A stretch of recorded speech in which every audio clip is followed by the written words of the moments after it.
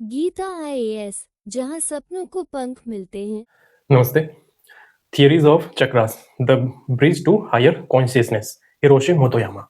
अब यहाँ पे हमको ये बुक है, इन्हें इसमें डॉक्टर हिरोशी मोतोयामा ने जो भारत का 7 चक्रा वाला जो कॉन्सेप्ट है, उस पे इन्होंने रिसर्च करके, उसको एक्सपेरिमेंट करके उसको साबित किया करने की कोशिश की थी, या लगभग साबित किया था कि जो हमारी बॉडी में है 7 चक्र होते हैं, वो एक्चुअल में होते हैं। भले वो दिखाई दे ना, लेकिन उन्होंने एक्सपेरिमेंट से ये साबित करने की कोशिश की है। मॉडर्न साइंस इसको नहीं मानता है 7 चक्रा को, लेकिन डॉक्टर हिरोशी मोतोयामा जो जापान के हैं, इन्होंने इस बात को साबित किया है। ठीक है? लेकिन मैं आपको बता दूँ 7 चक्रा है क्या? हम यही सारी चीज़ें देखेंगे। पहले हम 7 चक्रा जो होता है फंडामेंटल समझेंगे, फिर हम इनके रिसर्च के बारे में बात करेंगे कि क्या इन्होंने रिसर्च करी थी, क्या बताया था। ठीक है? पहले आप एक चीज़ देखिए, ये याद है आपको शक्तिमान? जब शक्तिमान ध्यान में बैठा रहता है तो उसके पीछे-पीछे ये 1, 2, 3, 4, 5 और ऐसे करके 7 चक्र इसके पीछे बनते हैं। ठीक है? तो इन्हीं चक्रों के बारे में पढ़ना है हमें। और अब देखिए एक मूवी है ये द राजा साहब, प्रभास की आई थी। आपने देखा होगा, अगर ये मूवी पूरी देखी होगी तो लास्ट के सीन में प्रभास में भी वो 7 चक्र दिखते हैं लास्ट के सीन में। ठीक है? तो ये जो बुक है द थियरीज ऑफ चक्रास, उन्हीं चक्रों के बारे में है। तो उन्हीं पे रिसर्च हुई है। तो चलिए पहले देखते हैं क्या है। देखिए, सबसे पहली बात है बुक क्या बोलती है। बुक कहती है कि देखिए भाई, इंसान जो है केवल शरीर मत मानिए। वो केवल शरीर नहीं है, उसके अंदर क्या है, शरीर भी है, मन भी है, ऊर्जा प्रणाली भी है, यानी ऊर्जा सिस्टम भी है, ये सब है। मॉडर्न साइंस क्या कहता है? मॉडर्न साइंस कहता है हम ह्यूमन बॉडी को एज अ बॉडी ट्रीट करेंगे। ठीक है? बॉडी ट्रीट करेंगे, लेकिन ये बुक बताती है कि बॉडी, ह्यूमन बॉडी केवल बॉडी नहीं है, उसके अंदर मन है, उसकी ऊर्जा प्रणाली है, ये सारी चीजें हम ये सब देखेंगे।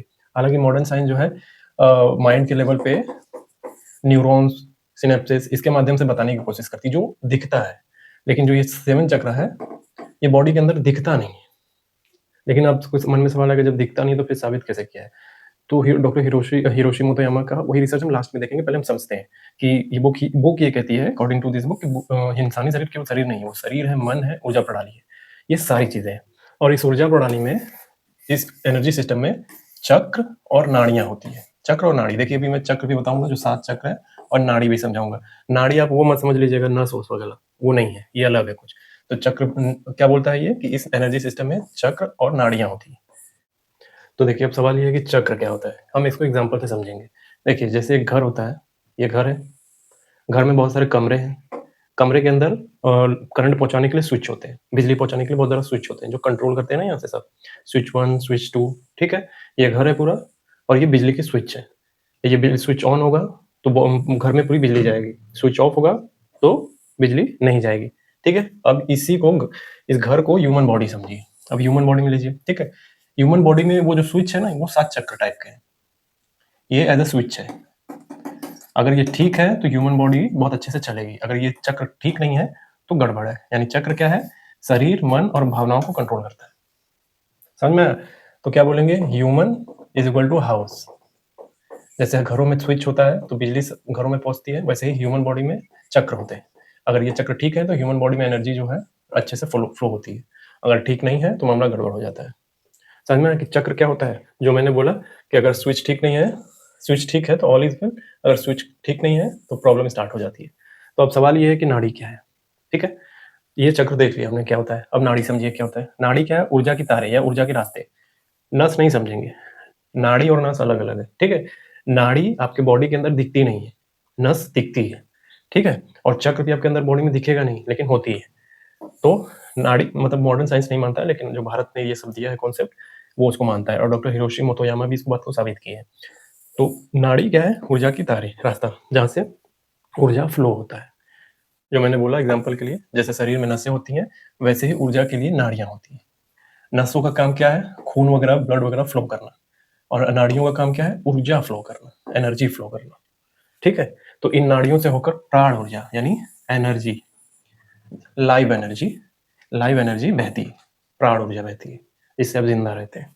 अब देखिए, सवाल ये है कि वो जो 7 चक्र है, तो मैं चक्रों का नाम भी बताऊंगा, लेकिन चक्र वर्ड, ये चक्र नाम क्यों दिया गया है? ये चक्र नाम क्यों दिया गया है? चक्री जैसा नाम क्यों है? ठीक है? अब उसको समझते हैं एग्जाम्पल से। मान लीजिए ये एक सड़क है, ठीक है? ये दूसरा सड़क है, तीसरा सड़क है, चौथा सड़क है। एक एक ऐसा पॉइंट आता है जहां से सड़कें मुड़ती है, ये है चौराहा। ये है चौराहा। रास्ता इधर गया, रास्ता इधर गया, रास्ता इधर गया, ठीक है? 1 रास्ता, 2 रास्ता, 3 रास्ता, 4 रास्ता, सारे 4 रास्ते एक जगह मिलते हैं, ये है चौराहा, ठीक है? अब इसको अप्लाई करिए यहाँ। 1 नाड़ी, 1 नाड़ी, 2 नाड़ी, 3 नाड़ी, 4 नाड़ी, और फिर ये नाड़ियाँ एक जगह आके मिलती हैं, ठीक है? ये एनर्जी इधर बह रही है, एक एनर्जी इधर जा रही है, एक एनर्जी इधर जा रही है, एक एनर्जी इधर जा रही है। जहाँ पे नाड़ियाँ से एनर्जी फ्लो होते हुए एक जगह घूमती है ना, इसीलिए इसको चक्र बोलते हैं। एक तरीके का चौराहा, यहाँ पे ऊर्जा ऐसे चक्र के रूप में घूम के ऐसे आती है, ऐसे चली जाती है, ऐसे ऊर्जा आती है, ऐसे चली जाती है, पूरी बॉडी में फ्लो होती है। तो ये जो एक जगह मिलती है, ये जो पॉइंट है, ये घूमने का, इसी को चक्र बोलते हैं बॉडी के अंदर। और यही चक्र 7 चक्र है, 7 चक्र है बॉडी के अंदर, जहाँ पे बहुत सारी नाड़ियाँ ऊर्जा फ्लो करते हुए घूम-घूम के अलग-अलग रास्ते से जाती आती हैं। तो ये जो चक्र बना हुआ है, यही है चक्र, इसलिए चक्र नाम दिया गया क्योंकि घूमती है, दिखाई नहीं देता लेकिन, ठीक है? देखिए इस बुक के अनुसार शरीर के 3 लेवल होते हैं, शरीर के 3 लेवल होते हैं, ठीक है? क्या होते हैं कि 3 शरीर होते हैं, 3 मन होते हैं। अब आपको लगेगा 3 शरीर कैसा हो गया भाई? 3 मन कैसा हो गया? देखिए 3 शरीर मतलब पहला शरीर स्थूल शरीर यानी फिजिकल बॉडी, जो दिखता है, हाथ, पैर, दिमाग, रोज खाना-पीना जो हम करते रहते हैं, टहलना-वहलना, हाँ, हेलो करना, तो ये है स्थूल शरीर, जो दिखता है। दूसरा क्या है? दूसरा है सूक्ष्म शरीर यानी अस्तरल बॉडी, जो दिखता नहीं है। आपके इमोशंस दिखते नहीं हैं। डर, प्रेम, गुस्सा ये सब अपने केवल आप महसूस करते हैं, आप देख नहीं पाते, ठीक है? तीसरा कारण शरीर एंड कैजुअल बॉडी, यानी कारण शरीर के अंदर बुद्धि, विवेक, गहरी समझ, आप कहते हैं ना हमको गहरी, हम समझ चुके हैं, हमको समझ आ रहा है, तो इसको कहते हैं कारण शरीर। 3 लेवल का बॉडी देखी आपने, ठीक है? तो क्या करता है? फिजिकल बॉडी, एस्ट्रल बॉडी और कैजुअल बॉडी, इन तीनों को जोड़ने का काम क्या करता है? चक्र। चक्र जो है इन्हीं तीनों को जोड़ने का काम करता है, कंसोलिडेट करने का काम करता है। जो पीछे आपने इतना पढ़ा ना, ये physical body, astral body, body के 3 लेवल है, ठीक है? 3 बॉडी, 3 मन, ठीक है? तो ये फिजिकल, एस्ट्रल और कैजुअल, इन तीनों को जोड़ने का काम करता है चक्र, चक्रा बोलते हैं इंग्लिश में, ठीक है? तो हम ये समझेंगे कि ये 7 चक्रों के नाम जानेंगे, फिर एक-एक करके सबको समझेंगे, ठीक है? किससे जुड़ा होता है, क्या है मामला? देखिए 7 चक्रों के नाम क्या है? पहला चक्र देखिए क्या है? मूलाधार चक्र, स्वादिष्ठान चक्र, अभी नाम ले रहा हूँ फिर समझाऊँगा एक-एक करके। मणिपुर चक्र, अब किसी को लग सकता है मणिपुर मतलब नॉर्थ ईस्ट वाला, नहीं, वो मणिपुर वाला नॉर्थ ईस्ट वाला नहीं, आपके अंदर है, मणिपुर चक्र। चौथा है अनाहत चक्र, विशुद्धि चक्र, आज्ञा चक्र, इसको थर्ड आई भी बोलते हैं, सहस्रार चक्र। ये 7 चक्र हैं। अब पीछे जो भी बताया उसको समझिए। नाड़ी, चक्र, नाड़ी क्या है? ऊर्जा फ्लो करने के लिए है। चक्र क्या होते हैं? वो बताया। अब चक्र समझेंगे क्या होता है। मूलाधार चक्र, देखिए मूलाधार चक्र को रूट चक्र भी कहते हैं, जड़ चक्र। एक-एक शब्द को पहले तोड़ेंगे फिर समझेंगे। मूल मतलब जड़, रूट। आधार मतलब सहारा। इसका क्या मतलब हो गया? इसका मतलब ये है कि ये जो वाला जो चक्र है, मूलाधार चक्र, आपकी ज़िंदगी की नींव है, यानी आपकी बुनियाद है। अगर ये मूलाधार चक्र हिला, तो फिर बहुत दिक्कत होती है जीवन में आपकी। अभी देखेंगे कि क्या-क्या दिक्कत होगी। मतलब आप घर बना रहे हैं ना, घर बनाते वक़्त नींव मजबूत होनी चाहिए, बेस मजबूत होना चाहिए। आप यूपीएससी की तैयारी कर रहे हैं, पीसीएस की तैयारी कर रहे हैं, एसएससी की तैयारी कर रहे हैं, कि बुनियाद यानी फंडामेंटल स्ट्रॉन्ग होने चाहिए। नहीं तो ऊपर जो भी बिल्डिंग ब्लॉक्स बनेंगे, अगर कमज़ोर हुआ बुनियाद तो ढह जाएगा, ठीक है? तो मूलाधार चक्र, ये आपके जीवन की नींव है, ठीक है? फॉर एग्ज़ाम्पल जो मैंने अभी दिया, एक और एग्ज़ाम्पल ले लीजिए देने के अलावा, जैसे जड़ है, पेड़ का मजबूत जड़ होगा तो क्या रहेगा? पेड़ खड़ा रहेगा। पेड़ का जड़ कमज़ोर है तो क्या होगा? पेड़ गिर जाएगा, ठीक है? ये होता है। कमज़ोर आप देखेंगे पेड़ जो होगा टहनी टाइप का, गिर जाता है। तो नींव मजबूत रहना चाहिए, मूलाधार मजबूत रहना चाहिए। अब सवाल ये है कि ये शरीर में मूलाधार कहाँ होता है? अब मैं ये बताने जा रहा हूँ कि कहाँ होता है, लेकिन ये दिखता नहीं। जैसा कि मैंने बोला कि मॉडर्न साइंस में या किसी भी साइंस में दिखता नहीं है, लेकिन इसको महसूस किया जा सकता है, साबित किया है इन्होंने, डॉक्टर हिरोशी मोटोयामा। लेकिन फिर समझिए कहाँ है? देखिए, ये रीढ़ की हड्डी के सबसे निचला हिस्सा है। नाम क्या है? मूलाधार। तो होना होगा भी उसी जगह पे जहाँ से पूरी बॉडी चल सके। तो रीढ़ की हड्डी का सबसे निचला हिस्सा होता है, जहाँ से पूरा शरीर खड़ा होता है। अब देख लीजिए कहाँ होता है, फिगर देखेंगे तो समझ में आएगा। अब देखिए ये फिगर देखिए, थोड़ा बड़ा करते हैं। ये जो हिस्सा दिख रहा है एकदम नीचे वाला पॉइंट जहाँ पे एकदम आधार है, ये है मूलाधार, ठीक है? अभी इसका कलर भी बताया गया है। मतलब भारत ने इसका कलर भी बताया है, कितना कैसा होता है, सारी चीज़ें बताई। तो ये देख लीजिए, यहाँ पे है मूलाधार, ये नीचे। क्या कह सकते हैं, ये जो 7 चक्र है, ये 7 चक्र है, ये चेतना का स्तर है। जैसे हमको धीरे-धीरे अपने चेतना के स्तर को उठाना पड़ता है, ठीक है? वो भी आएगा आगे, लेकिन अभी समझिए ये मूलाधार यहाँ होता है, ठीक है? एकदम निचला हिस्सा, जो कि बताया कि रीढ़ की हड्डी का सबसे निचला हिस्सा जहाँ सब पूरा शरीर खड़ा होता है। यहीं से क्या होता है, खड़ा होना, चलना, भागना, खुद को सुरक्षित महसूस करना, सब यहीं से शुरू होता है। सब कुछ यहीं से शुरू होता है। ठीक है? देखिए आगे। तो मूलाधार का रंग भी बोला था कि बताया है, तो उसको बोला जाता है लाल। मूलाधार को बोला गया कि रेड कलर का होता है। ठीक है?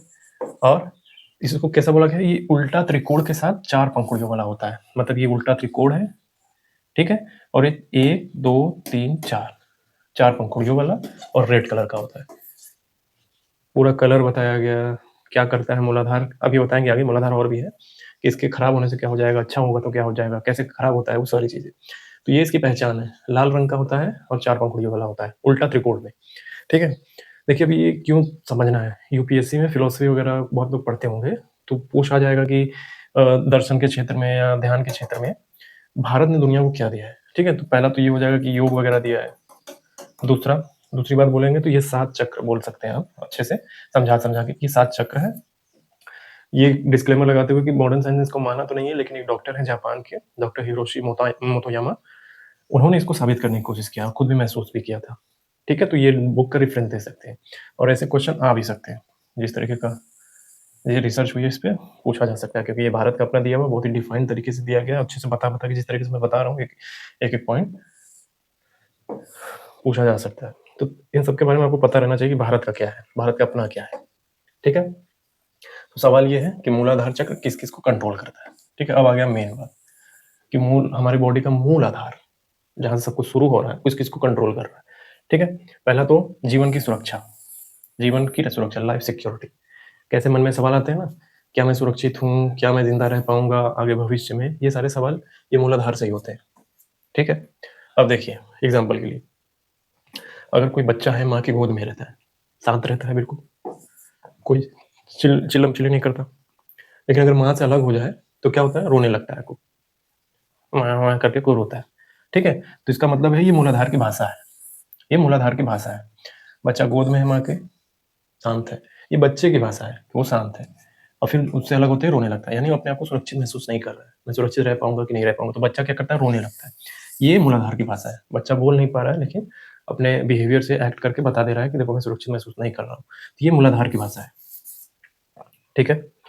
अब देखिए क्या कंट्रोल करता है, दूसरा डर, डर कंट्रोल करता है।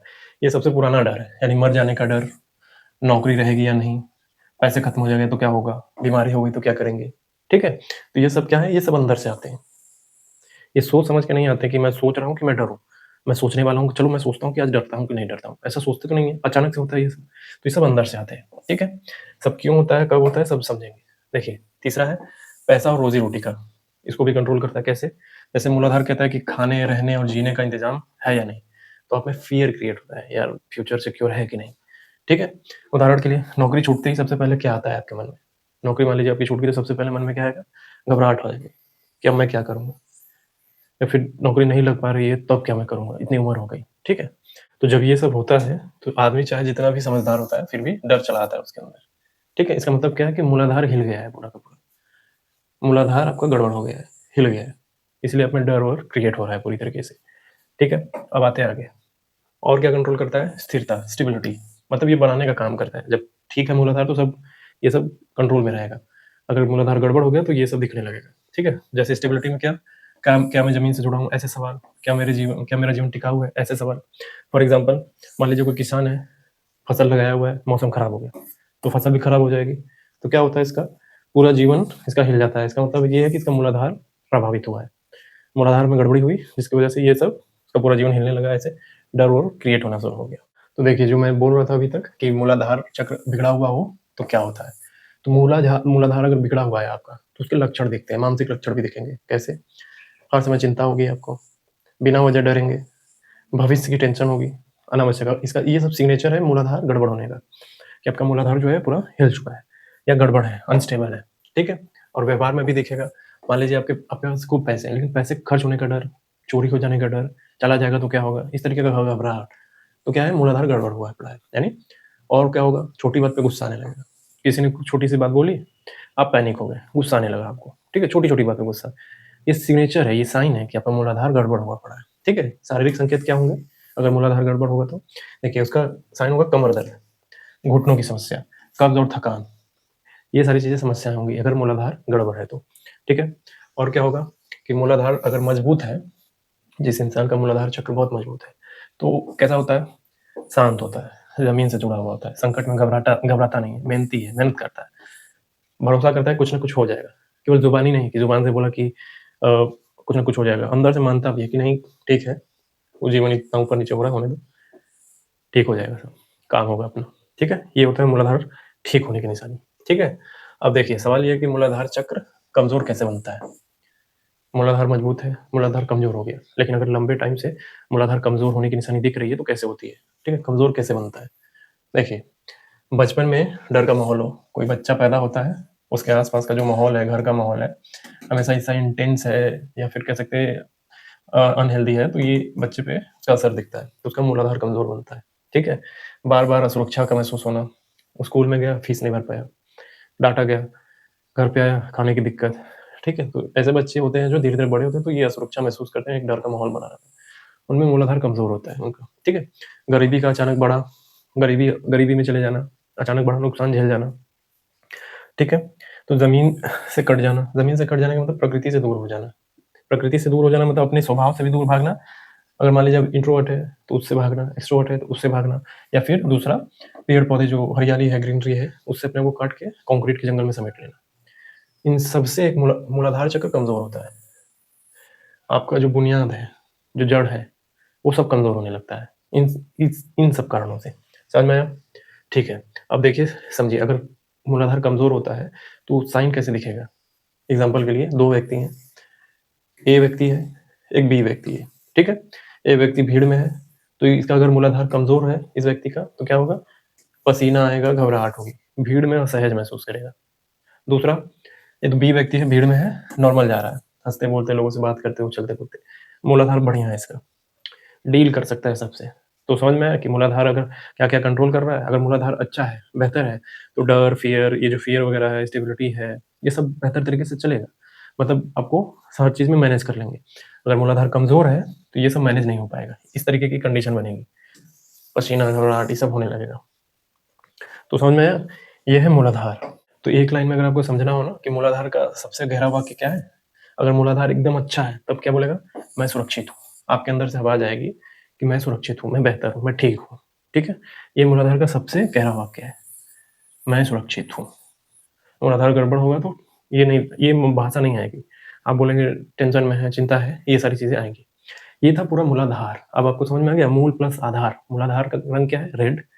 उल्टा त्रिकोण, 4 पंखुड़ियों वाला, क्या-क्या कंट्रोल करता है, ठीक है? और कैसी भाषा अगर मूलाधार ठीक है तो कैसी भाषा निकलेगी? ऐसी, मूलाधार गड़बड़ है तो आपको टेंशन वगैरह होगा। और मूलाधार कहाँ होता है? रीढ़ की हड्डी का सबसे निचला हिस्सा, ठीक है? और ये दिखाई नहीं देता, इसको केवल महसूस किया जाता है। आगे बताएँगे, अब चलते हैं नेक्स्ट। तो देखिए दूसरा है स्वादिष्ठान चक्र। यहाँ क्या होता है? इमोशंस, प्लेज़र, क्रिएटिविटी सेंटर इसको बोलते हैं। जहाँ पे आपकी क्रिएटिविटी जागती है, आपको आनंद रहता है, इमोशंस वगैरह से ज़्यादा जुड़ा हुआ होता है। स्वादिष्ठान चक्र। तोड़ते हैं इसको, शाब्दिक अर्थ। स्व का मतलब क्या होता है? स्वयं। अधिष्ठान यानी बैठने की जगह, ठीक है? तो इसका सीधा सा मतलब है जहाँ आपकी भावनाएँ बैठती हैं। देखिए, स्वयं बैठने की जगह, जहाँ आपकी भावनाएँ बैठती हैं। और ये चक्र कहता क्या है? ये चक्र कहता है, मैं क्या महसूस कर रहा हूँ? मैं क्या महसूस कर रहा हूँ? ठीक है? यानी भावनाओं से ज़्यादा जुड़ा हुआ है आपके, ठीक है? तो शरीर में कहाँ होता है ये? शरीर में होता है नाभि से 3 से 5 सेंटीमीटर नीचे, अभी दिखाता हूँ बाहर। तो यानी पेट के अंदर पानी वाले हिस्से में, ठीक है? इसलिए इसे क्या बोलते हैं? वाटर एलिमेंट भी बोलते हैं। क्या? भावनाओं की नदी कहा जाता है ये। कहाँ पे होता है? नाभि से नीचे। अब देखिए, ये है। नाभि यहाँ पे होगा, 2 से 3 से 5 नीचे, ये है स्वादिष्ठान, स्वादिष्ठान चक्र, ठीक है? अब इसका कलर वगैरह, फिगर वगैरह सब बताएँगे। इसको वाटर एलिमेंट भी बोलते हैं स्वादिष्ठान को, ठीक है? अब आगे देखिए, तो किन चीज़ों को कंट्रोल करता है? सीधा सवाल है, पिछले वाले में भी यही था कि जो मूलाधार है किसको कंट्रोल करता है? स्वादिष्ठान किसको कंट्रोल करता है? भावनाओं से जुड़ा है तो भावनाओं को ही कंट्रोल करेगा। कौन-कौन से इमोशंस? खुशी, दुःख, प्यार, जलन, डर, लगाव, इन सबको और भी जो आएँगी, ठीक है? तो भावनाएँ यहीं से पैदा होती हैं। स्वादिष्ठान से ही आपके इमोशंस पैदा होते हैं और दिमाग बाद में आता है। दिमाग आपका भावनाएँ पैदा होती हैं तो दिमाग कहानी बनाता है ना, तो ये दिमाग वाला हिस्सा बाद में आता है। जो इमोशंस होते हैं सबसे पहले अधिष्ठान में पैदा होते हैं। स्वादिष्ठान में, ठीक है? एग्ज़ाम्पल के लिए मान लीजिए किसी ने आपकी इज़्ज़त की, क्योंकि पेट वाला नाभि से थोड़ा नीचे कहते हैं पेट वाला हिस्सा पानी वाला हिस्सा है, तो क्या है अंदर गर्माहट होती है। जब किसी ने आपको सम्मान दिया तो आपको अच्छा महसूस होता है, अंदर अंदर हल्का हल्का गुदगुदी गर्माहट होती है, ठीक है। और किसी ने मान लीजिए आपको अपमान किया तो पेट में जलन जैसा होने लगता है, ठीक है। तो ये सब स्वादिष्ठान है, ये सब स्वादिष्ठान है, इसको बोलते हैं, ठीक है। और दूसरा है आनंद, किसको कंट्रोल करता है? आनंद यानी प्लेजर। कौन कौन सी चीजें? हंसना, संगीत, कला, नाच, स्वाद, हर तरीके का। कभी कभी होता है आपके साथ ना कि आप गाना सुनते हुए बहुत इमोशनल गाना सुन रहे होते हैं तो आंख भर आती है, ये स्वादिष्ठान की वजह से होता है, ठीक है। खाना खाते हुए अचानक आपको खुशी मिल जाना, स्वादिष्ठान जागृत है आपका, ठीक है। तो दिमाग नहीं, स्वादिष्ठान जागा, मतलब स्वादिष्ठान की वजह से ये हो रहा है, दिमाग बाद में एक्टिव होगा। सेक्स और आकर्षण, तो सवाल ये है कि सेक्स सिर्फ शरीर नहीं है, सेक्स सिर्फ शरीर नहीं है, ठीक है। ये क्या है? जुड़ाव है, स्पर्श है, अपनापन है। स्वादिष्ठान से ही ये जो स्वादिष्ठान चक्र है, यहीं से सब ये सब कंट्रोल होता है, सेक्स, आकर्षण, ये सब। तो ये सेक्स क्या है? जुड़ाव है, स्पर्श है, अपनापन है, जिससे केवल बॉडी के लेवल पे नहीं है, केवल शरीर से जुड़ा हुआ मामला नहीं है, सब चीजों से है। स्वादिष्ठान स्वस्थ है तो क्या मतलब है? संतुलित इच्छा, सम्मान और गहराई, ये सब आता है। स्वादिष्ठान चक्र संतुलित होने की निशानी है। क्रिएटिविटी, रचनात्मकता को कंट्रोल करता है। आपका कभी कभी मन होता है कुछ लिखने का, कुछ नया करने का, ये सब ऊर्जा स्वादिष्ठान से आता है, ठीक है। स्वादिष्ठान चक्र से ये सारी ऊर्जा आती है यहाँ। स्वादिष्ठान जब बिगड़ता है तब क्या होता है? तो भावनात्मक असंतुलन होता है। छोटी से छोटी बात पे हम बड़ी प्रतिक्रिया दे देते हैं। मान लीजिए छोटा सी बात हुई और बहुत ज्यादा गुस्सा कर गए, ठीक है। आपके साथ बहुत चीजें हो गई फिर भी आपने गुस्सा नहीं किया, आपने आपको दबा दिया। दो एक्सट्रीम पे रहते हैं, छोटी सी बात, बहुत ज्यादा सेंसिटिविटी, किसी ने डांट दिया जोर से, आप रोने लग गए, ठीक है। तो गुस्सा, अब गुस्सा को भी कंट्रोल करता है। तो गुस्सा अक्सर क्या होता है? दबा हुआ दुख होता है, ठीक है। फॉर एग्जाम्पल मान लीजिए आपको बॉस ने डांट दिया, आप घर पे आके पत्नी और बच्चे पे चिल्लाने लगते हैं अपने, ठीक। गुस्सा कहाँ था? बॉस पे गुस्सा था, गुस्सा बॉस पे था, लेकिन निकला किसमें? कमजोर हो। तो ये भावनात्मक असंतुलन है, इमोशनल इम्बैलेंस है। एडिक्शन होता है, एडिक्शन को कंट्रोल करता है। जैसे लत क्यों लगती है? क्योंकि अंदर कुछ खाली, अंदर हमारे अंदर जो है आनंद की कमी होती है, ठीक है। इसलिए उसको फुलफिल करने के लिए हम एडिक्शन पे चले जाते हैं, यानी भावनाओं से भागते हैं। उदाहरण के लिए शराब, मोबाइल, पॉर्न, सोशल मीडिया, ये सारी चीजें, ये सब नकली आनंद है, स्वादिष्ठान को धोखा देता है बस, ठीक है। स्वादिष्ठान इन सबको कंट्रोल करता है, गुस्से को, सेक्स को, अट्रैक्शन को, हर तरीके को। जब स्वादिष्ठान संतुलित होता है तो सब कुछ बराबर चल रहा होता है। जब स्वादिष्ठान बिगड़ता है तब इन सब में इम्बैलेंस आना शुरू होता है। और इसी को, स्वादिष्ठान को धोखा देने के लिए ये सारी चीजें बनी, ये ये खास करके ये सब स्वादिष्ठान को, ये सब नकली आनंद है, रियल प्लेजर नहीं है, ठीक है। इन सबको बाईपास करने के लिए ये सब चीजें बनी, स्वादिष्ठान को बाईपास करने के लिए, ठीक है। अब रिश्तों में भी समस्या होती है, बार बार अटैचमेंट, डर, ये डर कि छोड़ के चला जाएगा, ठीक है, बिल्कुल दूरी बना देना, ये डर, रिश्तों में भी समस्या होती है अगर स्वादिष्ठान गड़बड़ होता है तो। यानी स्वादिष्ठान के दो एक्सट्रीम पे नहीं जाना है, संतुलन बना के रखना है। कुछ लोग ये नहीं करते, संतुलन नहीं लेते, यानी स्वादिष्ठान स्वस्थ होने का निशानी ये है कि संतुलन लेता है, एक्सट्रीम पे नहीं जाता, इसके बीच में रहता है, ठीक है। यानी भावनात्मक संतुलन, इमोशनल बैलेंस होता है, ठीक है। तो बिगड़ा हुआ स्वादिष्ठान क्या है? एग्जाम्पल देख लीजिए, ए व्यक्ति है, हर बात को दिल पे ले लेता है, तो इसका मतलब ये इसकी भावनाएं बह रही है, कंट्रोल में नहीं है। दूसरा व्यक्ति क्या है? बहुत हार्ड दिखता है, ठीक है, भावनाएं दबी हुई है, यानी जमी हुई नदी है। दोनों एक्सट्रीम पे है, होना क्या चाहिए? संतुलन होना चाहिए, यहाँ कुछ व्यवस्था होना चाहिए। कॉन्टिन्यूम में देखेंगे तो यहाँ नहीं, यहाँ नहीं, इसके बीच में कहीं कुछ होना चाहिए। तो बिगड़ा हुआ स्वादिष्ठान बहुत हार्ड कर देगा या बहुत ज्यादा नाजुक बना देगा, होना क्या चाहिए? संतुलन, ठीक है। तो स्वस्थ स्वादिष्ठान वाला इंसान कैसा होगा? सीधी सी बात है, उसका भावना, इमोशनल कंट्रोल होगा, क्रिएटिविटी बहुत जबरदस्त होगी, और जितनी भी अच्छी अच्छी बातें आप समझ सकते हैं, सोच सकते हैं, वो सब सोच लीजिए, वो सब होगा बेहतर, ठीक है। तो स्वादिष्टान बिगड़ता क्यों है? वही पुरानी वाली बातें कि बचपन में जो है भावनाएं दबाई गई हो, दबा दिया हो अपने। लड़के नहीं रोते, ऐसी भाषा बार बार बोली जाती है सोसाइटी में। प्यार में धोखा, सेक्स को पाप मानना, टैबू बना देना कल्चर में, ठीक है। इसकी वजह से स्वादिष्टान बिगड़ता है। शरीर में इसके संकेत कैसे दिखते हैं? शरीर में कैसे संकेत दिखेंगे इसके? पेट के नीचे भारीपन, पेशाब और प्रजनन में समस्या होती है, हार्मोन असंतुलन होता है, और कमर के नीचे दर्द होता है। आप ध्यान दे रहे होंगे जो भी मैं बता रहा हूँ, स्टार्टिंग का मैंने बोला था ना, फिजिकल बॉडी, एस्ट्रल बॉडी और कैजुअल बॉडी। शरीर केवल, क्या बोला था, केवल बॉडी नहीं है, क्या क्या है? फिजिकल बॉडी है, एस्ट्रल बॉडी है और कैजुअल बॉडी है। ये सब जो मैं एग्जांपल दे दे के सब समझा रहा हूँ, आप देख रहे होंगे तीनों स्तर पे मैं बता रहा हूँ एक साथ, फिजिकल, एस्ट्रल और कैजुअल, इन तीनों लेवल पे मैं बता रहा हूँ। तो आंखें चेतना खोल के रखिएगा अपना, ठीक है। तो स्वादिष्टान का सीधा सा मूल मंत्र क्या है कि मैं अपनी भावनाओं को महसूस करने की अनुमति देता हूँ।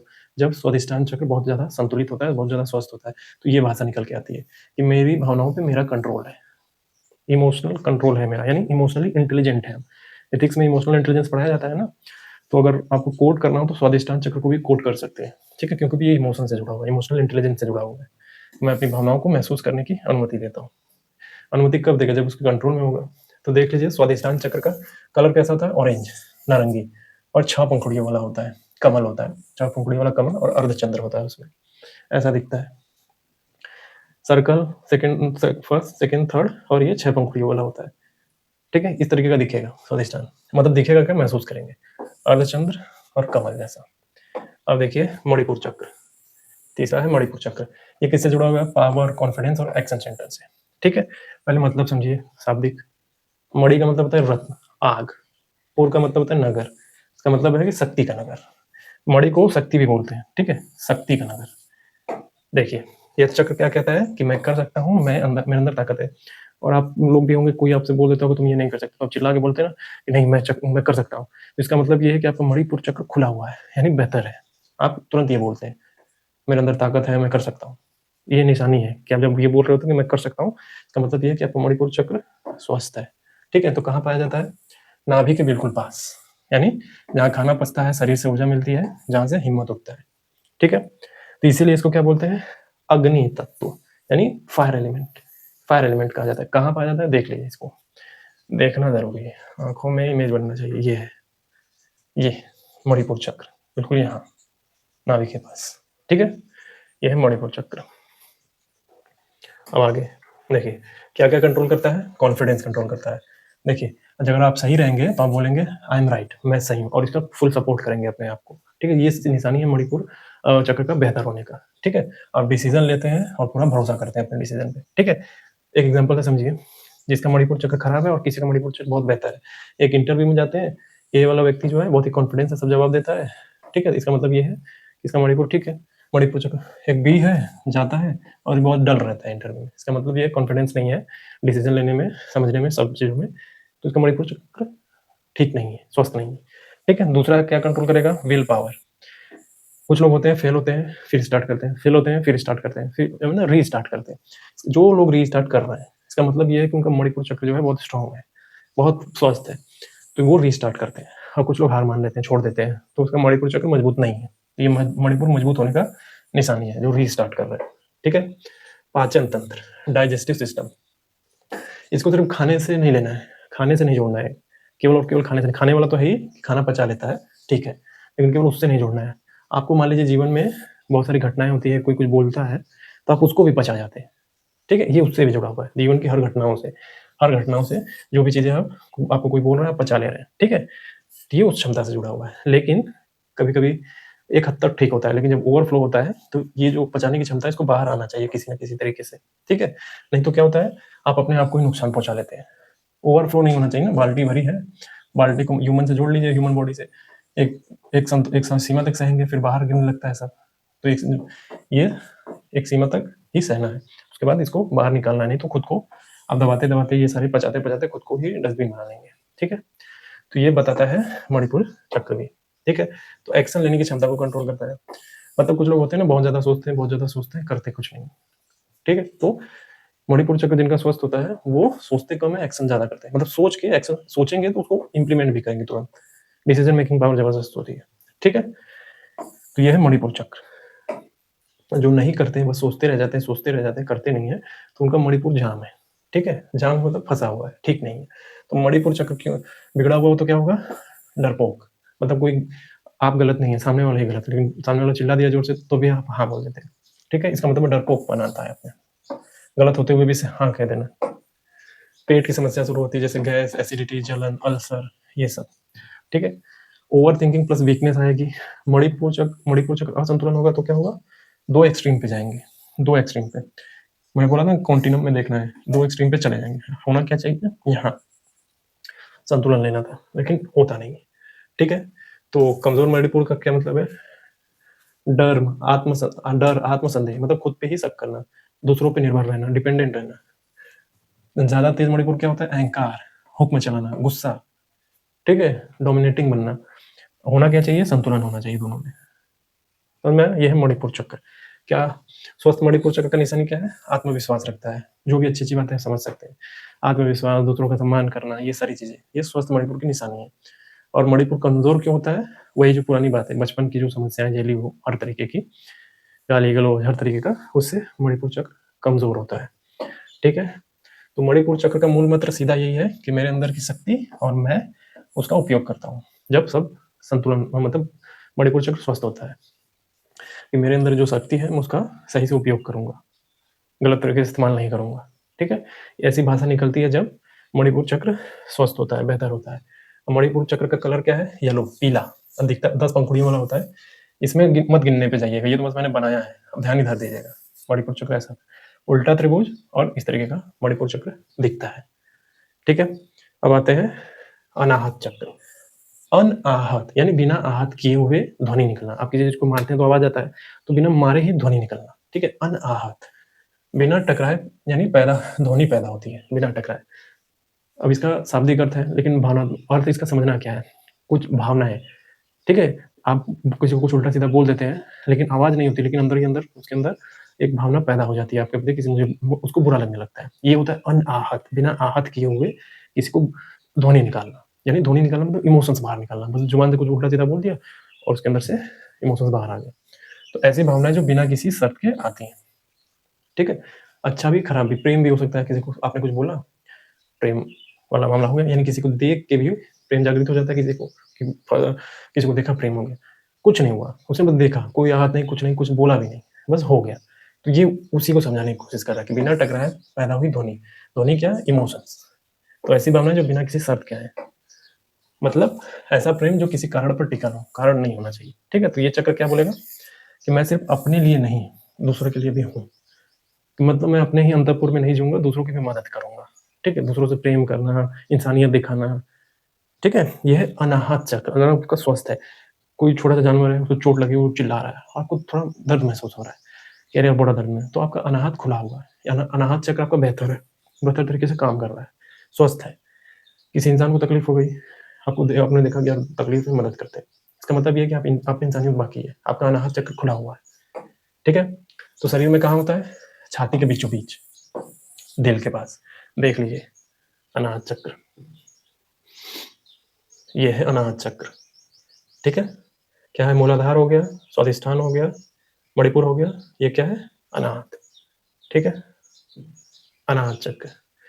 तो ये ये क्या होती है? छाती के बीचों-बीच यहाँ क्या होता है? सांस आती-जाती रहती है, धड़कन चलती है, भावनाएँ फैलती हैं। ठीक है? तो इसे वायु एलिमेंट यानी एयर एलिमेंट भी कहते हैं। ठीक है? तो क्या-क्या कंट्रोल करता है ये? प्रेम। अब इसका केवल एक चीज़ नहीं लेना है, रोमांटिक लव नहीं लेना है। ये तो है ही, लेकिन इसके साथ माँ का स्नेह हो गया, दोस्ती में इंसानियत हो गया, दोस्ती इंसानियत हो गया, खुद के लिए भी दया दिखाना, खुद के लिए भी दया दिखाना। ठीक है? ये है अनाहत जो कंट्रोल करता है। तो उदाहरण के लिए मान लीजिए अनजान को दुःख में देखना, आपका दिल बहलाना, इसका मतलब है अनाहत खुला हुआ, जो मैंने एग्ज़ाम्पल दिया, बताया। इसका मतलब ये है कि आपका अनाहत खुला हुआ है, आप बेहतर तरीके से काम कर रहे हैं। क्या कंट्रोल करेगा? करुणा, कंपैशन। एथिक्स में ये भी पढ़ते हैं, कंपैशन भी पढ़ते हैं। ठीक है? एम्पैथी, सिम्पैथी दिखाना, मतलब दूसरों के लिए भी दर्द महसूस करना। ठीक है? तो ये है करुणा, इसको भी कंट्रोल करता है। इंसानियत, यानी जाति-पाति से ऊपर उठकर इंसानियत को देखना, हर देश क्षेत्र से हट के इंसानियत के लेवल पे जाके चेक देखना। ठीक है? इन सबसे ऊपर उठ के सोचना। तो ये अनाहत चक्र का स्वस्थ होने का निशानी है। तो अनाहत चक्र बिगड़ता है तो क्या होता है? अकेलापन, लॉनलीनेस हो जाता है, नफ़रत होने लगती है, भावनात्मक ठंडापन, किसी को कोई तकलीफ हो रही है, हमसे कोई फ़र्क नहीं पड़ता, हमसे क्या लेना-देना, ये वाली भावना। तो इसका मतलब ये है कि अनाहत चक्र आपका खराब है, अनाहत असंतुलन चल रहा है। ठीक है? तो अनाहत असंतुलन यानी 2 एक्सट्रीम पे जाना, 2 एक्सट्रीम पे जाना। ठीक है? हमसे क्या मतलब? ठीक है? बहुत ज़्यादा इमोशंस पैदा हो जाना। होना क्या है? संतुलन में। ठीक है? अनाहत चक्र स्वस्थ, अनाहत चक्र की निशानी। भगवान बुद्ध भी ऐसे ही कुछ बातें बोल रहे हैं कि बीच का रास्ता। तो अनाहत चक्र भी इसी तरीके की बातें कर रहे हैं। मतलब सारे चक्र 7 चक्र जो है, जो हमारी चेतना के स्तर है, उससे उन सबसे चीज़ों से ऊपर उठते-उठते सहरसा तक जाना। अभी आएँगे सहरसा पे। तो स्वस्थ अनाहत का क्या मतलब है? स्वस्थ अनाहत वाला प्रेम करेगा, दूसरों के प्रति दया रखेगा, मतलब गांधी जी। ठीक है ना? गांधी जी एक्सट्रीम पे नहीं जाते थे, बहुत ज़्यादा प्रोवोक नहीं करते थे किसी चीज़ को, एक संतुलन लेके चलते थे। संघर्ष, विराम, संघर्ष। संघर्ष किया, जब लगा कि ज़्यादा संघर्ष हो गया तो विराम पे चले जाते थे, रचनात्मक कार्य करते थे, साफ-सफाई, फिर जब लगता था कि बहुत हो गया, फिर लगते थे संघर्ष करने, ठीक है? तो ये है इनका अनाहत चक्र, मतलब बेहतर था, ठीक है? अनाहत चक्र कमज़ोर कब होता है? संकेत होते हैं बॉडी में, कैसे? छाती भारी होता है, सांस लेने में परेशानी होती है, दिल की धड़कन तेज हो जाती है, ठीक है? और कंधों पे बोझ जैसा लगता है। ये अनाहत चक्र का बिगड़ता हुआ निशानी है, फिजिकल बॉडी, ठीक है? तो अनाहत चक्र का मूल मंत्र क्या है? जब एकदम सब ठीक होता है, जब आप अनाहत स्वस्थ रहता है, तो कैसी भाषा बोलते हैं आप? मैं प्रेम देने और लेने के लिए सुरक्षित हूँ, ठीक है? मतलब मेरे अंदर करुणा है, मेरे अंदर कंपैशन है, हर तरीके की चीज़ें, मैं दूसरों के लिए दया करूँगा, सब करूँगा, तो ये अनाहत चक्र आपका बेहतर है, ठीक है? आप यहाँ तक पहुँच चुके हैं, आप यहाँ तक पहुँचे हुए व्यक्ति हैं, मतलब चेतना के स्तर पे उठे हुए व्यक्ति हैं, यहाँ पर, यहाँ एग्जिस्ट करते हैं, ठीक है? अब आइए, तो अनाहत चक्र का कलर क्या है? हरा रंग। हरा रंग और 12 पंखुड़ियों वाला होता है और ऐसा दिखता है। ये देखिए, एक त्रिभुज और एक रिवर्स त्रिभुज, एक दूसरे को काटते हुए, और ये 12 पंखुड़ियाँ होती हैं। ये है अनाहत चक्र। तो अब अनाहत चक्र देखिए थोड़ा। देखिए, ये अनाहत चक्र मतलब बोलते हैं ना कुंडलिनी, कुंडलिनी भी मैं बताऊँगा क्या होता है। अपने चेतना के स्तर से उठते सहरसा तक जाना, जो मैंने अभी बताया, मूलाधार, स्वाधिष्ठान, ये सब मणिपुर, फिर अनाहत, ये सब बताया। तो इसका मतलब ये है कि अगर आप यहाँ तक पहुँचे हुए हैं, यहाँ तक आपकी चेतना आई हुई है, चेतना के स्तर, आप इस तरीके के व्यक्ति हैं, इन सबको पार करते हुए आए हैं यहाँ पे, तो मतलब आपको बेहतर स्थिति है। अब अगर हम यहाँ तक वाले हुए व्यक्ति हैं, सहरसा तक, तो तबाही है। लेकिन अभी आएँगे, देखेंगे कि आप वहाँ तक है भी कि नहीं, ठीक है? अभी चेक करेंगे। तो चलते हैं अब आगे। तो देखिए, अब देखते हैं विशुद्धि चक्र आगे कहाँ होता है। इसको थ्रोट चक्र भी बोलते हैं, ठीक है? क्यों? क्योंकि गले के पास होता है, गले के। मैं भी दिखाऊंगा कहाँ। पहले देखिए, वी का क्या मतलब है? वी का मतलब है विशेष रूप से, और शुद्धि का मतलब है शुद्ध चेतना, शुद्ध होना, ठीक है? पूरा का पूरा क्या मतलब है? जब आपकी बात वो है बिल्कुल शुद्ध होकर बाहर आती है, इसलिए इसको विशुद्धि चक्र बोलते हैं, ठीक है? अब देखिए, ये चक्र कहाँ क्या कहता है? ये चक्र कहता है, जो मैं अंदर हूँ वही मैं बाहर भी बोलूँ, मतलब मन वचन कर्म से एक जैसा होना, तारतम्य होना। मैं हूँ, मेरे अंदर जो चल रहा है मैं वैसा ही बाहर बिहेवियर भी करूँ। ये नहीं कि मैं बोल कुछ और रहा हूँ, कर कुछ और रहा हूँ, ये ना हो, ठीक है? मन वचन कर्म से एक जैसा होना, डाइकोटोमी में ना फंसना। तो इससे ये बोलता है कि जो मैं अंदर हूँ मैं वही बाहर हूँ। ये है विशुद्धि चक्र का लक्षण, ठीक है? तो कहाँ होता है? गले के बीचों बीच। अभी मैं दिखाऊंगा गले के बीचों बीच कहाँ है। देखिए, गले के बीचों बीच यहाँ,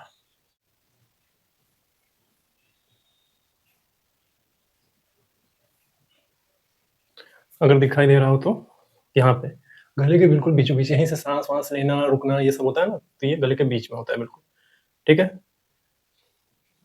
तो यहीं से क्या है, आपका बोलना, गाना, सच कहना, चुप रहना, सब यहीं से है। इसको स्पेस या ईथर एलिमेंट, आकाश तत्व भी बोलते हैं, ठीक है? यानी खुलापन।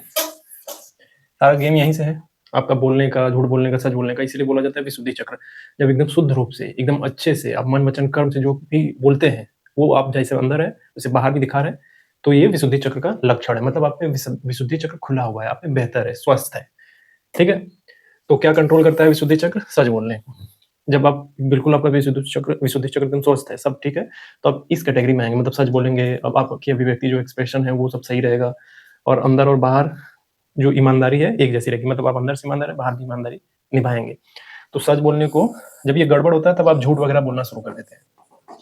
विशुद्धि चक्र जब गड़बड़ होता है या असंतुलित होता है या अस्वस्थ होता है, तब ये मिस होता है। आप बहाने बनाते हैं, झूठ बोलने की कोशिश करते हैं। आपके एक्सप्रेशन जो होते हैं, आप बोलेंगे कुछ और, आप बोलते रहते हैं कुछ और, लेकिन एक्सप्रेशन कुछ और ही बोल रहा होता है, ठीक है? मतलब एक तरीके से आप कह सकते हैं कि किसी दोस्त को बोले कि यार मैं तुम्हारा तो भला चाहता हूँ, मैं बढ़िया करना चाहता हूँ तुम्हारे साथ, ठीक है? लेकिन एक घा घसी हंसना, ठीक है? फॉर एग्जाम्पल, मान लीजिए कोई आप है, आपका एक दोस्त है, आपका दोस्त आपको फोन करता है, पूछता है कि क्या कर रहे हो यार आजकल, तो आपने बोला कि कुछ नहीं, बस यूपीएससी कर रहे थे, यूपीएससी की तैयारी छोड़ दी। तो ये बोलेगा कि अरे यार बहुत शॉकिंग लगा कि यूपीएससी की तैयारी छोड़ दी, लेकिन मन ही मन खुश हो रहा है, ये, ठीक है? तो इसका विशुद्धि चक्र गड़बड़ हुआ पड़ा है। क्यों? क्योंकि मन वचन से ये गड़बड़ है। आप मन वचन से ठीक है, आपने जो जैसा है आपने बता दिया, ठीक है? ये जो है मन वचन से गड़बड़ है, आपको दिखा रहा है कि नहीं नहीं यार हमको बड़ा शॉकिंग लगा, लेकिन आप एक्सप्रेशन पढ़ना जानते थे, आप समझ गए कि झूठ बोल रहा है, ठीक है? यानी मन ही मन खुश हो रहा है कि छोड़ दिया, और ये दिखा रहा है कि नहीं यार बड़ा शॉकिंग लगा, ठीक है? तो ये होता है गड़बड़ एक्सप्रेशन पहचानना। विशुद्धि चक्र गड़बड़ होता है तब ये ऐसे लोग होते हैं, जिनका विशुद्धि चक्र ठीक रहता है, ये इस तरीके से बात करते हैं, ठीक है? तो अंदर बाहर दोनों ईमानदारी होती है। तो बिगड़ता कब है? जब बिगड़ जाता है तो क्या होगा? डर, झूठ, बोलने में रुकावट। ये बताया था कि जब बिगड़ जाएगा विशुद्धि चक्र तो आप में डर, झूठ बोलने लगेंगे, बहाने बनाने लगेंगे, कोई कुछ पूछेगा तो आप इधर-उधर बात घुमाएँगे। ठीक है? कैसा होता है? इसका रंग है नीला, लाइट ब्लू। ठीक है? पंखुड़ियाँ 16 हैं और इस तरीके का दिखता है। ठीक है? पंखुड़ियाँ गिनिए मत, क्योंकि इसमें आ नहीं सकता ना, मतलब मैंने बना दिया इस तरीके का कि आपको दिखे। तो 16 पंखुड़ियाँ होती हैं और ये डिज़ाइन होता है, इसको दिखाने के लिए विशुद्धि चक्र को। ठीक है? अब विशुद्धि चक्र का असंतुलन जब होगा तो क्या होता है? मतलब 2 एक्सट्रीम पे नहीं जाना है। दबा हुआ विशुद्धि चक्र कैसा होगा? मतलब चुप रहेंगे, डरेंगे, खुद को जो है छोटा करने की कोशिश करते हैं। एक तरीके का इंट्रोवर्ट। इंट्रोवर्ट होता है विशुद्धि चक्र में, आप देखेंगे इंट्रोवर्ट यहीं आते हैं, अपने आप को ज़्यादा एक्सप्रेस ना करना, चुप रहना, किनारे रहना, हर चीज़ में अपने आप को नेग्लेक्ट करके हट जाना पीछे। ठीक है? आगे नहीं आता, इंट्रोवर्ट टाइप। फिर एक है दूसरा एक्सट्रीम, ज़रूरत से ज़्यादा, यानी बिना सोचे समझे बोलना, कटु शब्द बोल देना, उल्टी सीधी भाषा का इस्तेमाल कर देना, दूसरों को चोट पहुंचाना, ये है एक्सट्रोवर्ट। मुखर है, को बोल रहा है लेकिन बिना सोचे समझे बोल रहा है, कुछ भी गड़बड़ कर देगा। ठीक है? इसमें संतुलन लेना होता है। तो संतुलन वाला कौन आएगा? स्वस्थ विशुद्धि चक्र किसका होगा? एम्बाइवर्ट। आपने एक्सट्रोवर्ट, इंट्रोवर्ट सुना होगा। एक वर्ड है एम्बाइवर्ट, जो इंट्रोवर्ट और एक्सट्रोवर्ट के बीच में आते हैं संतुलन में, मतलब संतुलित रह के बोलते हैं। जितना बोलना उतना बोला, जितना करना था उतना किया, किसी को गलत भाषा का इस्तेमाल नहीं किया, किसी ने इनकी तरफ गलत भाषा का इस्तेमाल किया तो अपोज किया इन्होंने, पूरा संतुलन लेके चलते हैं। तो ये इनका विशुद्धि चक्र, एम्बाइवर्ट मतलब इनका विशुद्धि चक्र ठीक है। ठीक है? तो विशुद्धि चक्र कमजोर क्यों पड़ता है? जो कि मैंने हमेशा बताया, विशुद्धि चक्र क्यों कमजोर पड़ता है? बचपन में दबाया गया हो, ठीक है, उल्टी सीधी हरकतें की गई हो आपके साथ, गाली गलौज दिया गया, आपको दब्बू बनाया गया हो, तो आप इंट्रोवर्ट एक्सट्रोवर्ट बनते हैं। मतलब सोसाइटी जिस तरीके की आपको तैयार करती है, आप उस तरीके से तैयार हो जाते हैं। तो हमारी सोसाइटी कैसी है आपको पता है, बाहर निकलते ही 100 गालियां सुनने को मिलेगी। शारीरिक संकेत कैसे होंगे? गले में खराश, आवाज बैठेगा, थायराइड की समस्या होगी, बार बार खांसी आएगी। ये है विशुद्धि चक्र गड़बड़ होने की निशानी, शारीरिक निशानी। ठीक है? अब देखिए, अब आता है आज्ञा चक्र। इसको अजना भी बोलते हैं, अजना चक्र, यानी थर्ड आई। आज्ञा चक्र, इसको थर्ड आई भी बोलते हैं। तो आज्ञा का मतलब सीधा आदेश या निर्देश, और इसका सीधा सा मतलब ये है कि जो जीवन को दिशा दे। ठीक है? जो जीवन को दिशा दे। और आज्ञा चक्र कहाँ होता है? आपके यहाँ दोनों भवों के बीच में, एकदम जहाँ पे शंकर भगवान का पूरा ये आंख नहीं बना होता, बस उसी के नीचे बीचों बीच जहाँ हम ध्यान लगाते हैं, उसको थर्ड आई बोलते हैं। ठीक है? तो शरीर में कहाँ है? दोनों भवों के बीच में, सीधा यहीं से ध्यान टिकता है, स्पष्टता यहीं से आती है, निर्णय यहीं बनेंगे आपके दोनों भवों के बीच में। अभी आपको दिखाएंगे कहाँ है, ये देखिए। देखिए यहाँ लिखा है अजना, अजना भी बोलते हैं इसको, लेकिन ये आज्ञा चक्र है। ठीक है? यहाँ पूरा दोनों भवों के बीच में बिल्कुल। ठीक है? अब देखिए क्यों यहाँ पे ध्यान टिकता है, स्पष्टता आती है, डिसीजन वगैरह लेते हैं। तो जब आपका आज्ञा चक्र जबरदस्त स्वस्थ रहता है तो आपका डिसीजन भी बेहतर होता है। इसको मानसिक कमांड सेंटर बोलते हैं, कमांड सेंटर, ये आज्ञा चक्र को। ठीक है? तो आज्ञा चक्र क्या क्या कंट्रोल करता है? समझ यानी क्लैरिटी, ध्यान, फोकस, अंतर्ज्ञान, इंट्यूशन। ठीक है? समझ मतलब क्लैरिटी कैसी? हर तरीके की क्लैरिटी। आपका गोल क्या है, आप क्या बनना चाहते हैं, क्या नहीं बनना चाहते हैं, सारी चीजों का, रिश्तों का, रिलेशनशिप का, हर चीज की क्लैरिटी। आज्ञा चक्र अगर ठीक है, स्वस्थ है, तो इस सब में आपको क्लैरिटी रहती है। कई लोग आपको मिलते होंगे ना, वो आज्ञा चक्र में उनका खुला होता है, स्वस्थ रहता है, उन्हें बस पता, ये शब्द नहीं पता होते, लेकिन वो इन चक्रों को जी रहे होते हैं। ठीक है? तो उनको क्लैरिटी होती है जीवन में, मुझे ये करना है, मैं आगे बढ़ूंगा। ध्यान होता है, फोकस्ड रहते हैं। ठीक है? इंट्यूशन होता है, अंतर्ज्ञान, मतलब आप देखे होंगे ना, कभी कभी आपको कुछ बुरा होने वाला रहता है तो अंदर से हवा जाती है, इंट्यूशन टाइप का। ठीक है? जब ये आज्ञा चक्र ठीक रहता है तब ऐसा होता है। आज्ञा चक्र गड़बड़ है तो नहीं होगा। रंग कैसा होता है इसका? गहरा नीला, डार्क ब्लू। जिस कलर में ये लिखा है ना, ये 2 पंखुड़ियां, उसी रूप में। अब कितना पंखुड़ी होती है? 2 पंखुड़ी। पंखुड़ियां मतलब कमल के, और इस तरीके का डिजाइन होता है, ये होता है। ठीक है? तो समझ में आ गया आज्ञा चक्र क्या होता है। तो जब आज्ञा चक्र बिगड़ेगा तब क्या होगा? भ्रम, इल्यूजन, कंफ्यूजन, गलत फैसले, ओवर थिंकिंग, ये सब चीजों की निशानी है। जब आप ये सब में होते हैं तो इसका मतलब ये है कि आपका आज्ञा चक्र गड़बड़ होगा, ध्यान की कमी है, फोकस नहीं है, व्यायाम नहीं है, कुछ नहीं है, तो ये सब आता है। गलत डिसीजन लेना, भ्रम में चले जाएंगे, ओवर थिंकिंग करते रहते हैं, आज्ञा चक्र गड़बड़ है। भारत में, भारत के बाहर बहुतों का आज्ञा चक्र गड़बड़ हुआ पड़ा है, इस भ्रम में रहते हैं। तो आज्ञा संतुलन यानी 2 एक्सट्रीम देखना है। क्या है 2 एक्सट्रीम? कमजोर आज्ञा चक्र मतलब भ्रम, डर, दूसरों पर डिपेंड है हर मामले में। ठीक है? और जब ज्यादा एक्टिव हो जाना सर, आज्ञा चक्र, खुद को सब कुछ जानने वाला समझना, मतलब I am the king, I am the god, superiority complex आ जाना मन के अंदर, ये है ज्यादा आज्ञा चक्र एक्टिव होना। यानी भ्रम को भी सच मान लेना।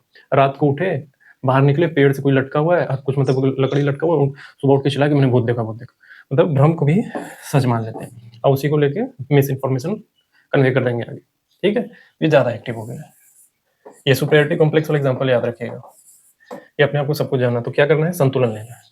इनका आगे अगर संतुलन होता है, ठीक है, शांत रहते हैं, डिसीजन मेकिंग पावर उनका जबरदस्त होता है। आपको देखेंगे ऐसे लोग बाहर जो बहुत बड़े आदमी बने, ठीक है, हर डिसीजन सही से लेते हैं, सब कुछ संतुलन में रखते हैं। बहुत सारे ऐसे टीचर दिख जाएंगे जो बहुत फेमस है, ठीक है, तो ये उनका स्वस्थ आज्ञा चक्र है, ठीक है। तब आज्ञा चक्र कमजोर क्यों होता है, देखिए, बहुत ज्यादा सूचना इकट्ठा करना, सूचना का ओवरलोड कर लेना। आपने सड़कों पे देखा होगा जो ट्रक जाते हैं, अगर वो ट्रक जितने सामान भरे जाए उतना तो ठीक है, तब तो चलेगा, लेकिन ओवरलोड कर लेते हैं, ठीक है, तो गड़बड़ हो जाता है। तो वही ओवरलोड हो जाता है, सूचनाओं का, नींद की कमी होती है, हमेशा जो है बाहर देखते हैं, खुद को नहीं देखते हैं। ये आदमी है, ये आउटर वर्ल्ड को ज्यादा देखता है हमेशा, ठीक है, फिजिकल वर्ल्ड में ज्यादा खोया होता है, भीतर नहीं झांकता आपने कि बैठे सोचे मुझे क्या करना है, ठीक है, आत्म विश्लेषण नहीं करता है, तो ये गड़बड़ होता है। तो इन सब चीजों की वजह से आज्ञा चक्र गड़बड़ हो जाता है, ठीक है। तो शरीर में कैसे संकेत मिलेंगे, सिर दर्द होगा, आंखों में दबाव होगा, नींद न आना, माइग्रेन जैसी समस्या, इससे आज्ञा चक्र गड़बड़ हो जाता है। माइग्रेन, सिर में दर्द, आंखों में दबाव महसूस होता, भारीपन महसूस होता है आंखों से, क्योंकि जब सोएंगे ही नहीं तो भारीपन आएगा, नींद न आना, ठीक है, ये आज्ञा चक्र गड़बड़ होने की निशानी है। अब आता है सातवां, सहस्रार चक्र, यानी क्राउन चक्र, ठीक है। सहर्ष का मतलब होता है हजार, अर का मतलब होता है पंखुड़ी वाला कमल, अर, अर, पंखुड़ी वाला कमल, ठीक है, तो इसका मतलब ये है कि 1000 पंखुड़ियों वाला कमल, समझ में आया। अब ये होता कहाँ है, सिर के बिल्कुल ऊपर, बीचों बीच, यहाँ ऊपर, ठीक है। तो चक्र क्या कहेगा कि मैं सिर्फ शरीर और मन नहीं हूं, मैं किसी बड़े सत्य का हिस्सा हूं। देखिए, जितने भी चक्र अभी तक बताए, मूलाधार से लेकर भी सहस्रार तक, ठीक है, ये 1 2 3 4 5 6 7, ये सातवां सहस्रार, ठीक है, ये मूलाधार। तो ये जो चेतना के स्तर है, आप ऊपर आते जाते हैं, आते जाते आते जाते आते जाते इन सबसे उठते जाते हैं, जब यहाँ पहुंचते हैं तो ये गेट है एक तरीके का, किससे, जिसको आप भगवान, अल्लाह, ईश्वर, गॉड जो भी बोलते हैं ना, उनसे कनेक्ट करने का। कहते हैं कि ये सहस्रार जो है एक गेट है, और यहाँ तक अपना चेतना किसी ने ला दिया, पहुंच गए यहाँ के चेतना के स्तर तक, तो ये गेट है सीधे सुप्रीम से कनेक्ट करने का, ठीक है, कि उनसे मिला, जुड़ाव महसूस करने का, ये गेट है, ठीक है। इसीलिए कहा कि मैं किसी बड़े सत्य का हिस्सा हूँ, ठीक है, मैं केवल शरीर नहीं हूँ, मैं केवल बॉडी नहीं हूँ, फिजिकल बॉडी नहीं हूँ, मैं केवल मन नहीं हूँ, मैं एक सत्य का हिस्सा हूँ। यानी आपको द्वैत की भावना से तोड़ के अद्वैत तक ले जाना, ठीक है। इस जिसको बोलते हैं कि ज्ञान क्या है ना, तो बोलते हैं ना कि ज्ञान में, आप अष्टावक्र के बारे में सुना होगा, जब उनसे पूछा जाता है ज्ञान क्या है, तब वो क्या बोलते हैं कि जो द्वैत की भावनाओं को खत्म कर दे और अद्वैत बना दे, माने दो की भावना मिटा के एक बोले, यानी मैं से हम में आए, वो होता है ज्ञान, ठीक है। तो ये शरीर और मन नहीं, बड़े सत्य का हिस्सा होना मतलब मैं सुप्रीम से जुड़ रहा हूँ, तो ये सहस्रार चक्र बोलते हैं इसको, ये गेट है सुप्रीम से जुड़ने का, ठीक है। इसका रंग कैसा होता है, बैगनी कलर का होता है, 1000 पंखुड़ियां होती है, और कुछ इस तरीके का दिखता है, ये होगा, ऐसे ऐसे होगा, फिर ये, फिर बीच बीच में ऐसे 1000 पंखुड़ियां होगा कमल। अब ये कहाँ होता है ये भी देख लीजिए, ये बैगनी कलर पूरा टॉप पे, सुप्रीम से जुड़ने का, मूलाधार से उठते उठते जाना स्वादिष्ठान, मणिपुर, फिर अनाहत, फिर उसके बाद विशुद्धि, फिर आज्ञा, फिर सहस्रार चक्र, ठीक है। ये चेतना के स्तर है, अपने आप को उठाते जाना, समझ में आया, ठीक है। तो शरीर में कहाँ है, जो मैंने बताया, शरीर के बिल्कुल ऊपर, या शरीर के अंदर नहीं, उसके पार माना जाता है। उस मतलब क्या है इसका, वही जो मैंने बोला कि सुप्रीम से कनेक्ट करने का एक रास्ता है, ये माध्यम है, गेट है, इसको जब सहस्रार तक पहुंच जाएंगे, उसको खोल देंगे, तो हम सुप्रीम से कनेक्ट करेंगे, ठीक है, उनसे जुड़ाव महसूस करेंगे। इसलिए इसको क्या बोलेंगे, शुद्ध चेतना, प्योर कॉन्शियसनेस, ठीक है। प्योर कॉन्शियसनेस मतलब सुप्रीम, इनसे जो है मिलने का एक द्वार है ये सहस्रार, शुद्ध चेतना का द्वार कहा जाता है सहस्रार चक्र को। जो मैं बोल रहा हूँ कि गेट है, गेट है, ये जब खुल जाएगा तो सुप्रीम से महसूस करेंगे, ठीक है। तो सहस्रार चक्र क्या होता है, सहस्रार चक्र क्या देता है, पहला, ईश्वर और ब्रह्मांड से जुड़ाव, जो मैंने बोला कि गेट है, जब ये खुलता है तो फिर जुड़ाव महसूस होता है, तो ईश्वर और ब्रह्मांड से जुड़ाव, और ये कोई धर्म नहीं है, बल्कि एक एहसास है कि मैं अकेला नहीं हूँ, ठीक है। जो मैंने बोला ना कि ये ईश्वर, अल्लाह, इन सबसे जुड़ा हो, तो ये मत समझिएगा कि मैं केवल एक को बोल रहा हूँ कि मैं किसी धर्म से जुड़ रहा हूँ, इसका धर्म से मामला नहीं है। बस ये है कि कोई भी इंसान है, अगर अपने आप को इन चक्रों से ऊपर ले गया और संसार तक पहुंचा, तो अपने आप को सुप्रीम से जुड़ाव महसूस करेगा, ठीक है। ये एहसास होगा उसको कि मैं अकेला नहीं हूँ, ठीक है। फिर दूसरा क्या है, क्या देगा, जीवन का अर्थ देता है, मीनिंग, यानी मैं कौन हूँ।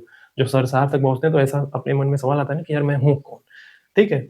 जब सब कुछ जीवन में आपके खाने पीने की सारी चीजें कंप्लीट रहती है, तब आपके मन में भावना आती है, यार मैं काम कर रहा हूँ, फिर सब कुछ कर रहा हूँ, मर जा रहा हूँ, ज़रूरत क्या है? मतलब मैं क्यों हूँ? जीवन का मूल अर्थ क्या है?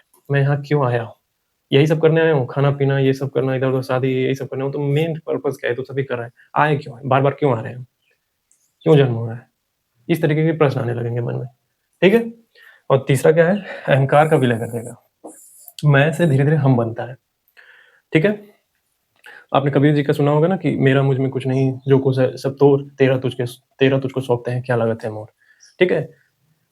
ये मैं से हम की ओर जाना, सहस्रार चक्र जब खुलता है तो इस तरीके की बातें आती हैं। इस तरीके से होने लगता है आपके मन में, पहुँचने लगते हैं आप सुप्रीम एक तरीके से आप में संन्यास भाव आने लगता है बहुत ज़्यादा। हम की तरफ बढ़ने लगते हैं मैं से। कबीर जी की एक लाइन है ना, जब मैं था तब हरि नहीं, अब हरि है मैं नहीं, प्रेम गली अति साकरी जिमें दो ना समाई। तो मैं से हम की ओर बढ़ने की संदेश। सहसा बंद हो तो क्या होता है? जीवन खाली-खाली लगता है। सहसा सब कुछ होगा आपके पास, सब कुछ होगा। रुपया, पैसा, दौलत सब कुछ होगा लेकिन खाली-खाली लगेगा आपका जीवन। जब सहसा बंद होता है, तो सब कुछ जो है होते हुए भी संतोष नहीं होता आपको, कि यार सब कुछ तो है लेकिन फिर भी खालीपन-सा है। ठीक है? नास्तिक इसको नास्तिकता समझ लेते हैं लोग, नास्तिकता नहीं है ये, निरर्थक बोध हो जाता है आप में। निरर्थकता आने लगती है मन में, ठीक है? जब ये बंद होता है, सहसा। डर और अकेलापन होता है, ठीक है? अब 2 एक्सट्रीम सहसा के देख लीजिए, क्या है? बंद सहसा का क्या होगा? निराशा, खालीपन, भोग वासना में लगे रहेंगे, ठीक है? बंद सहसा में। जब बहुत ज़्यादा एक्टिव होता है, क्या होता है? दुनिया से कटाव हो जाता है, ज़िम्मेदारी से भागने लगते हैं, जो पूरी तरीके से एकदम संन्यास लेके भाग जाते हैं। संतुलन में क्या होगा? कि ज़्यादा एक्टिव और ज़्यादा बंद नहीं होके इसी जीवन में रह के अपने घर परिवार के बीच में ही रह के सहस्रार चक्र तक पहुँचना, ये है संतुलन। ना ज़िम्मेदारियों से भागे, ना एकदम बिल्कुल भोग में लिप्त हो गए, हम बीच में हैं, घर में हैं, सारी ज़िम्मेदारियाँ सँभालते हुए हम सहस्रार तक पहुँचते हैं। ठीक है? कैसे? योग, ध्यान, सच का साथ देना, इन सब तरीके से हम धीरे-धीरे अपने आप ही सहस्रार तक पहुँच जाते हैं। अब कई लोगों के मन में आएगा कि सहस्रार जगाया कैसे जाता है? सहस्रार को जगाया नहीं जाता है, ठीक है? कि हम इसको जोर देके जगाएँ, वो अपने आप ही होता है सहस्रार, ठीक है? तो स्वस्थ सहस्रार का क्या है? शांत, विनम्र, मृत्यु से भी सहज। जिसको ये जानकारी है कि हाँ, एक दिन मौत आनी है, तो मृत्यु से भी सहज है, विनम्र है, शांत है, ठीक है? तो सहस्रार चक्र बंद हो जाता है। बंद क्यों बंद हो जाता है? ठीक है? क्यों? क्योंकि सिर्फ़ भौतिक जीवन में लगे हुए हैं, ठीक है? उ ऐसा मन में आ ही नहीं रहा है कि ऊपर कोई सत्ता बैठी हुई है, हम क्यों चल रहे हैं, ऐसा मन में सवाल नहीं आता, बस इसी जीवन में लगे हुए हैं, खाना-पीना इसी में, भोग-विलास में। अहंकार और ध्यान का अभाव होता है, खूब अहंकारी हो जाते हैं, योग वगैरह, ध्यान वगैरह नहीं करते हैं, खुद को टाइम नहीं देते, मेडिटेट नहीं करते हैं, आत्म-विश्लेषण नहीं करते हैं, खुद का मूल्यांकन नहीं करते कि मेरा बिहेवियर कैसा रहा है, कैसा नहीं रहा है, सब। इसकी वजह से संसार वगैरह बंद हो जाता है, ठीक है?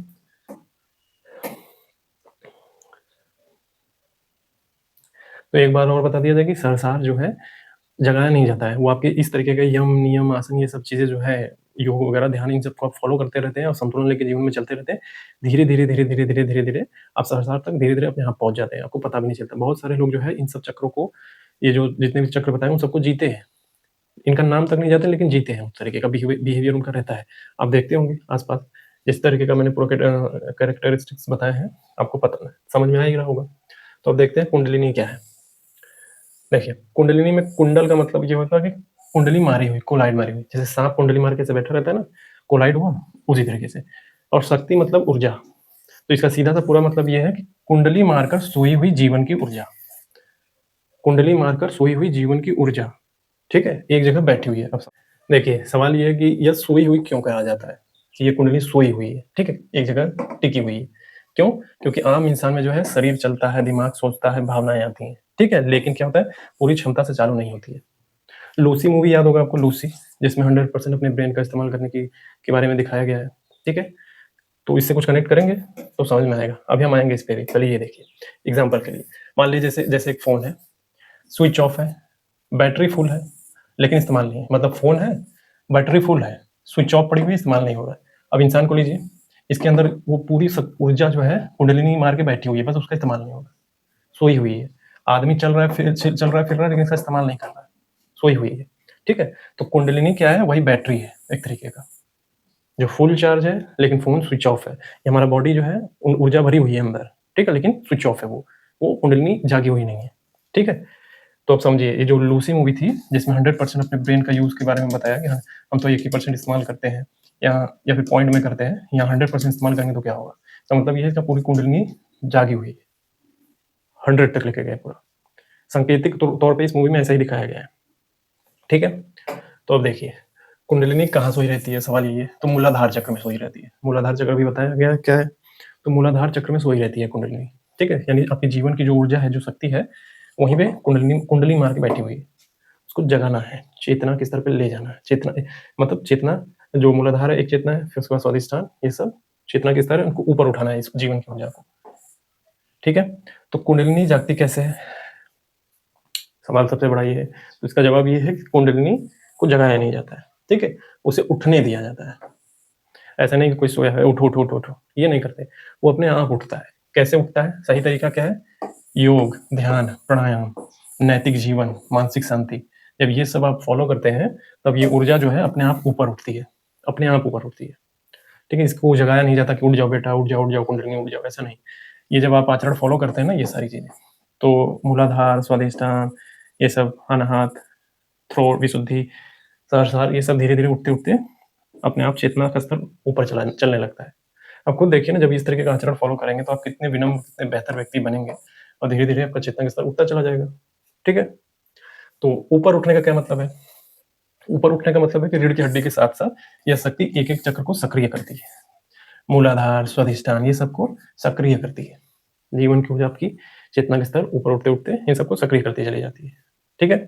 तो क्रम कैसा होता है, क्रम ये है, मूलाधार यानी सुरक्षा, स्वाधिष्ठान भावनाएं, मणिपुर आत्मविश्वास, अनाहत प्रेम, विशुद्धि सच, आज्ञा चक्र समझ, और सहरसार जुड़ाव सुप्रीम से, ठीक है। तो नोट करने वाली बात क्या है कि हर चक्र चेतना का एक स्तर है। जो मैंने बोला ना कि चेतना का स्तर है हर चक्र। आप एक लेवल पार किए गए, फिर दूसरा लेवल पे आए, फिर तीसरे लेवल पे, चौथे, फिर सहरसार तक चले गए। चेतना का स्तर है, अपने आप को उठा रहे हैं ऊपर, ठीक है। तो गलत तरीके से करेंगे तो क्या होगा, गड़बड़ हो जाएगा, मानसिक असंतुलन आएगा। जो मैं बताया ना कि नैतिक जीवन, यम नियम, प्राणायाम, ये सब करेंगे तब जाके आप सहसा तक धीरे धीरे उठने लगेंगे। अब सोचेंगे कि मैं भोग विलास करूँ, हर तरीके से आनंद में रहूँ और मैं चेतना के स्तर पर पहुंच जाऊँ, तो ये नहीं होगा, मानसिक असंतुलन हो जाएगा, मानसिक अशांति फैलेगी। तो सही तरीके से करने का क्या है, जब आप सही तरीके से सारी चीजें करते हैं तो इंसान ज्यादा बनते हैं, अब ज्यादा इंसान बनते हैं, ठीक है ना। यानी सहज बनते हैं, अपने इंसानी जो स्वभाव है उसको एक्सेप्ट करते हैं, हर चीज में भागते नहीं, झूठ नहीं बोलते। गुस्सा आता है तब उन्हें, नहीं हमको गुस्सा कहाँ आता है, डर लगता है, नहीं हमको डर कहाँ लगता है, ऐसे बोलते हैं लोग। तो जब आप यहाँ तक सारी चीजें सब करते हैं तो ज्यादा इंसान बनने की ओर बढ़ते हैं, ठीक है, सहज बनते हैं। तो सारे चक्र आपको समझ में आ गए, कुंडलिनी क्या होती है वो समझ में आ गया, कुंडलिनी कहाँ कुंडली मार के बैठी हुई है, उसको जगाया जाता है या फिर उठने दिया जाता है, ये समझ में आ गया। सरसार क्या है, ये सारी चीजें समझ में आ गई, ठीक है।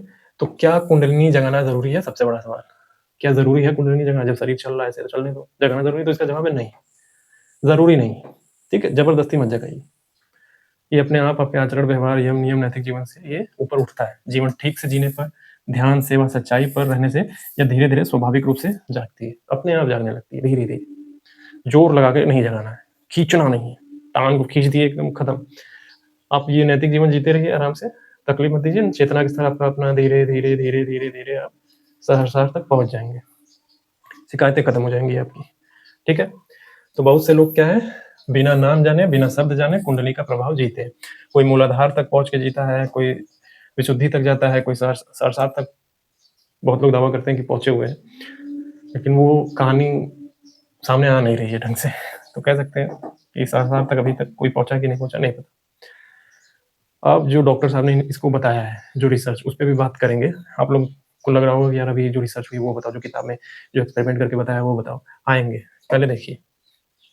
तो कुंडलिनी क्या है, कुंडलिनी जीवन की वह शक्ति है जो आपको डर से उठाकर समझ तक ले जाती है। कुंडलिनी एक शक्ति है जो आपको डर से उठा के समझ तक ले जाती है। चेतना का स्तर 1 2 3 4 5 6 7, चेतना के स्तर से उठाते उठाते आपको यहाँ से उठा के आपको समझ यानी अंडरस्टैंडिंग, कॉन्फिडेंस तक ले जाएगी, ठीक है। तो अब चलते हैं आगे। तो देखिए अभी हमने कुंडलिनी के बारे में बात करी, और तो मैंने कहा था कुंडलिनी को उठाने के लिए योग, प्राणायाम, ये सब करना है। तो पहले योग का मतलब समझिए क्या है, ठीक है। योग का मतलब कई लोग बस कसरत करना ये सब समझते हैं, लेकिन केवल इतना मतलब नहीं कि केवल कसरत करना, ठीक है। योग का मतलब है शरीर, मन, आत्मा को जोड़ना। कैसे, देखिए ऐसे। योग के 8 स्टेप है। यम, गलत कामों से बचना। दूसरा है नियम, अच्छा जीवन, तीसरा है आसन, शरीर को स्थिर करना, चौथा है प्राणायाम, सांस पर कंट्रोल करना, प्रत्याहार, पांचवा इंद्रियों को अंदर लाना, इंद्रियों को अंदर लाना जो बाहर हमेशा भौतिक वर्ल्ड में देखने की कोशिश करते हैं, हमेशा बाहर चीज वासना इन सब चीजों से अंदर जाना, अपने अंतर्मुखी होना, थोड़ा अंदर झांकना, आत्म विश्लेषण करना, प्रत्याहार, इंद्रियों को अंदर लाना, छठा है धारणा, एकाग्रता, सातवां है ध्यान, गहरा ध्यान, आठवां है समाधि, पूर्ण जागरूकता। जब हम योग बोलते हैं ना, तो हम ये 8 नाम ले रहे होते हैं, इन 8 को मिलाकर बोला जाता है योग। ठीक है, जब इन सब चीजों को हम साधते हैं तब हमारी जो कुंडलिनी है वो धीरे धीरे उठती है अपने आप। ठीक है, तो अब देखिए मॉडर्न साइंस में क्या बोला जाता है। ये जो योग, कुंडलिनी, चक्र, नाड़ी, ये सब जो शब्द है अब मॉडर्न साइंस में उतर रहे हैं, देखेंगे मॉडर्न साइंस में क्या बोलते हैं। देखिए मॉडर्न साइंस में योग की भाषा में क्या बोलते हैं, कुंडलिनी जागना, ये योग की भाषा है। अब मॉडर्न साइंस की विज्ञान की भाषा क्या है, सेंट्रल नर्वस सिस्टम का गहरा एक्टिवेशन। ठीक है, सीएनएस एक्टिवेशन बोलते हैं इसको। क्या होता है, रीढ़ और आपका दिमाग जब ज्यादा सिंक्रोनाइज्ड होता है, रीढ़ और आपका दिमाग जब एकदम ज्यादा सिंक्रोनाइज्ड होता है तो अवेयरनेस आती है, ये साइंस बोल रहा है। ठीक है, अब दूसरा देखिए, योग में प्राण का ऊपर उठना, योग में बोला जाता है, और विज्ञान में क्या बोला जाता है, ब्रेन बॉडी एनर्जी रेगुलेशन। ठीक है, इसमें क्या होता है, ऑटोमेटिक नर्वस सिस्टम का बैलेंस होना। कैसे, इन दोनों से, सिंपैथेटिक और पैरासिम्पैथेटिक, काम और एक्शन से जुड़ा हुआ है। जब इन दोनों का संतुलन बनता है तब ऊर्जा ऊपर उठती है, ऊर्जा को ऊपर उठता है। ठीक है, ये मॉडर्न साइंस है। अब तीसरा, न्यूरोकेमिकल चेंज, यानी हार्मोन्स और केमिकल के लेवल पे योग में क्या बोला जाता है, चक्र का खुलना, चक्र का खुलना।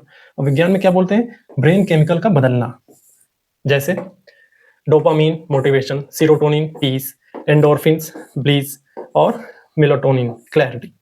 तो ये मिस्टिकल नहीं है, ठीक है, ये बायोकेमिकल शिफ्ट है।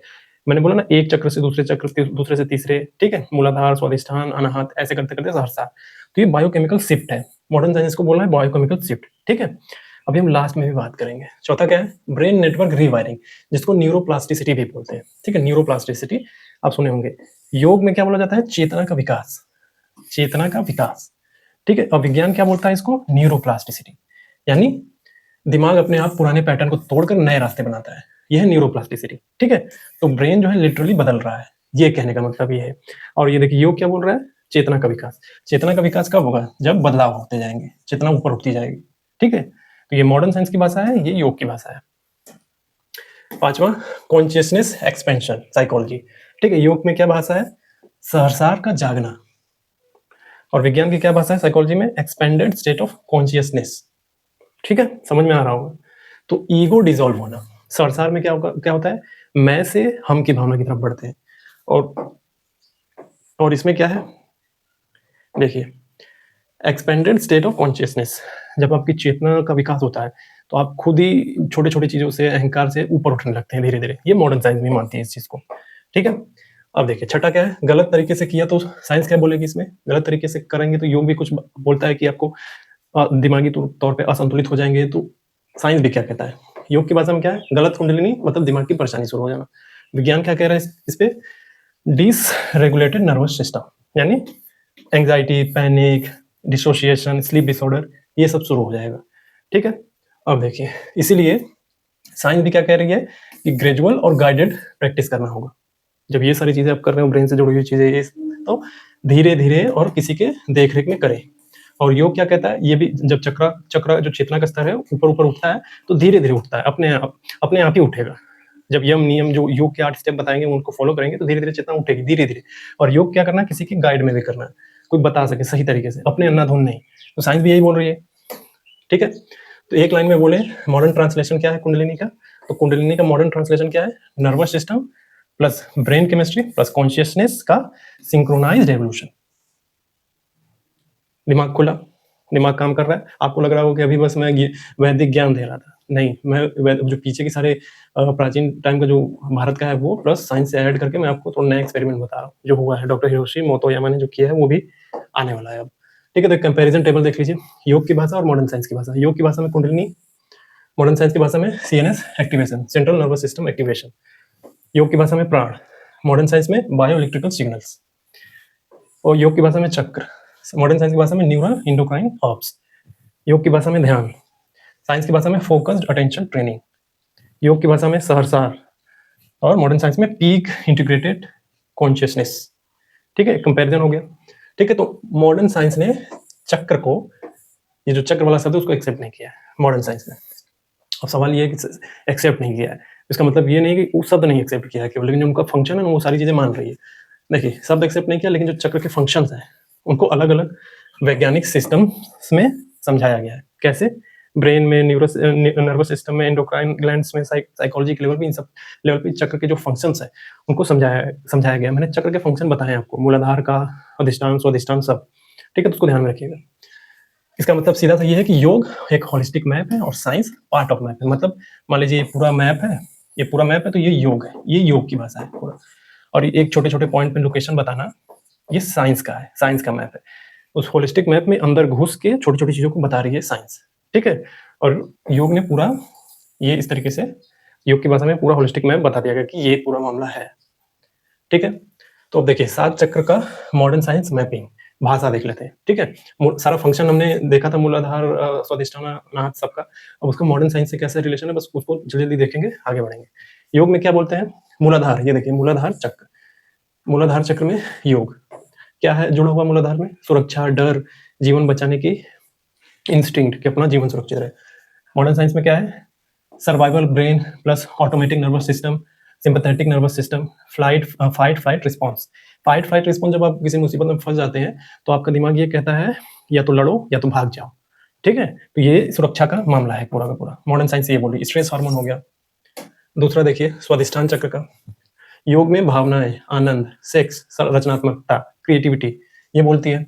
मॉडर्न साइंस क्या बोल रही है? Limbic system, reproductive hormone, amygdala emotions. Amygdala आपके ब्रेन से जुड़ा हुआ है। ओवरीज, टेस्टिस, डोपामाइन सिस्टम, ये एक न्यूरोकेमिकल है जो ब्रेन में रिलीज होता है। ठीक है, डोपामाइन रिलीज होता है, नई क्रिएटिविटी आती है। ये जो रचनात्मकता जैसा शब्द का इस्तेमाल हुआ है, ये डोपामाइन क्या करता है? ठीक है, जब आप कोई क्रिएटिव नई चीज करते हैं तो ये रिलीज होता है, नई आश्चर्यचकित होता है तब रिलीज होता है। मणिपुर चक्र, आत्मविश्वास, शक्ति, पाचन, ये मैंने बता दिया, बार बार नहीं बताना है मुझे। वही रिलेशन कंपैरिजन देख रहे हैं। मॉडर्न साइंस में क्या है? Electric nervous system, stress, cortisol, gut brain axis, pancreas, cortisol regulation, self esteem, psychology. अनाहत चक्र, प्रेम, करुणा, इंसानियत।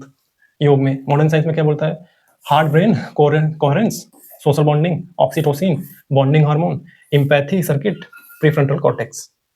ठीक है, आगे देखिए विशुद्धि चक्र, सच बोलना, अभिव्यक्ति। योग में, मॉडर्न साइंस में क्या है? Language and expression network, Broca's area, speech आपके गले से जुड़ा हुआ है। थोराइड ग्लैंड, सेल्फ एक्सप्रेशन, साइकोलॉजी। आज्ञा चक्र, योग में समझ, ध्यान, अंतर्ज्ञान। मॉडर्न साइंस में prefrontal cortex, executive functions, decision making, focus plus insight, pattern recognition, ये ब्रेन करता है आपका ये सब। सहरसार चक्र, योग में ईश्वर, ब्रह्मांड से जुड़ाव, जीवन का अर्थ। मॉडर्न साइंस में integrated peak consciousness, default network regulation, default mode network regulation, meaning making, psychology. ये सब मॉडर्न नाम है, बाकी सब बताया गया है पीछे। ठीक है, तो इंपॉर्टेंट लाइन क्या है? जो चक्र वर्ड है, जो चक्रा वर्ड है, ये ancient language of human experiences है। ठीक है, ये ancient language of human experiences है। और मॉडर्न साइंस क्या है? मॉडर्न साइंस है biological language of the same experience. इसी सेम एक्सपीरियंस का बायोलॉजिकल लैंग्वेज है। समझ में आया?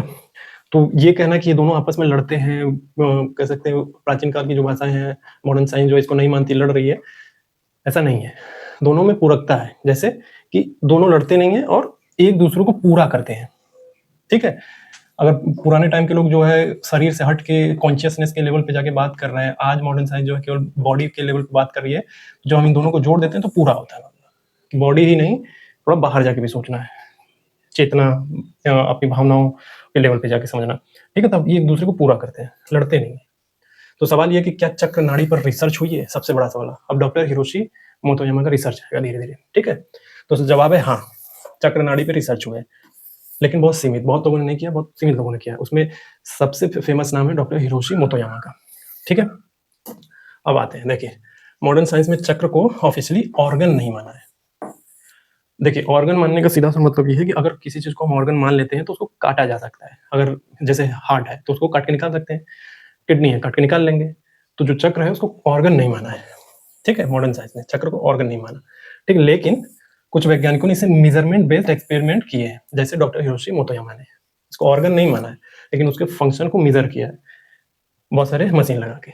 तो इंपॉर्टेंट नाम जो मैं बोल रहा था, डॉक्टर हिरोशी मोतोयामा जापान के हैं, पीएचडी हैं साइकोलॉजी और फिलॉसफी में, ठीक है? तो इन्होंने जो है 1970 से 80 के बीच में के दशक में लेबोरेटरी में एक्सपेरिमेंट किया था, ठीक है? और अपनी रिसर्च को एक किताब में दर्ज किया था। उस किताब का नाम है थियरीज ऑफ चक्रास, जो मैं अभी जो जिस बुक के बारे में बता रहा हूँ। अब देखिए, मेन मुझे एक्सपेरिमेंट ही बताना था आपको, लेकिन अब ये जो रिसर्च हुई, रिसर्च किताब में लिखा हुआ है, जब तक मैं आपको पूरा फंडामेंटल बैकग्राउंड नहीं बताता, आपको ये समझ ही नहीं आता। इसीलिए मैं पूरा बैकग्राउंड फंडामेंटल बताते हुए अब मैं आपको रिसर्च के बारे में बताने जा रहा हूँ। तो जो रिसर्च करी उसने उन्होंने इस बुक में लिखा है।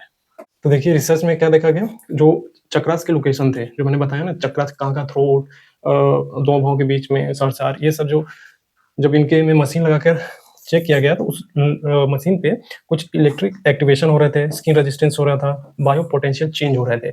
ये सब देखा गया, ठीक है? और ये बदलाव जो है नॉर्मल एनाटॉमी से, ह्यूमन एनाटॉमी से अलग थे और रिपीटेबल थे। रिपीटेबल मतलब ये कि एक बार मेजर किया, फिर दूसरी बार किया तो नहीं पता चला। ये जब भी ये मशीन लगा के मेजर किया जा रहा था, तो जो खास पॉइंट थे ये ह्यूमन बॉडी के, वो चक्रा वाले पॉइंट, वहाँ पे कुछ सिग्नल ब्लिंक करते थे, ठीक है? दिखते नहीं है, ये चक्रा दिखेंगे नहीं, ये ऑर्गन नहीं है इसलिए दिखेंगे नहीं, लेकिन इसी पॉइंट पे कुछ हलचल होती थी।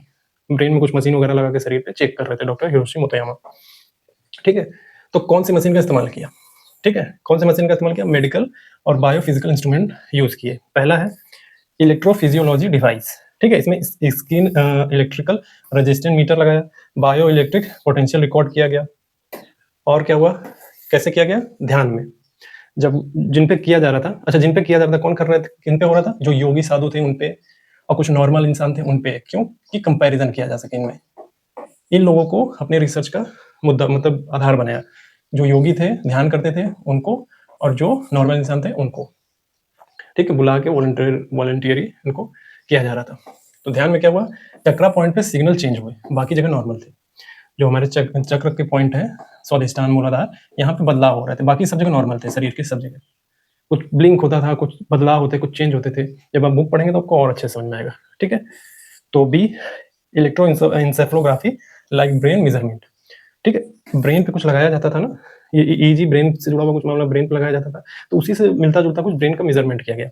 ध्यान के दौरान जो ब्रेन पैटर्न है, सामान्य रिलैक्सेशन से अलग वेव पैटर्न बनाता था, सामान्य से अलग। जैसे नॉर्मल लोगों का वेव पैटर्न, जो ईईजी मशीन लगा दीजिए, नॉर्मल वेव पैटर्न बनता था, तो इसी से मिलता जुलता कोई मशीन डॉक्टर हिरोशी मोतोयामा कर रहे थे, और ब्रेन का कुछ पैटर्न अलग बन रहा था, कुछ चक्रास पॉइंट पे, इनसे अलग था कुछ, और वो बार बार हो रहा था, रिपीटेबल था। डॉक्टर हिरोशी मोतोयामा खुद भी महसूस किए थे इन सारे सातों चक्रों को, कि बॉडी के जो मेन चक्र के लोकेशन है, वहाँ पे कुछ तो हलचल होती थी, ठीक है?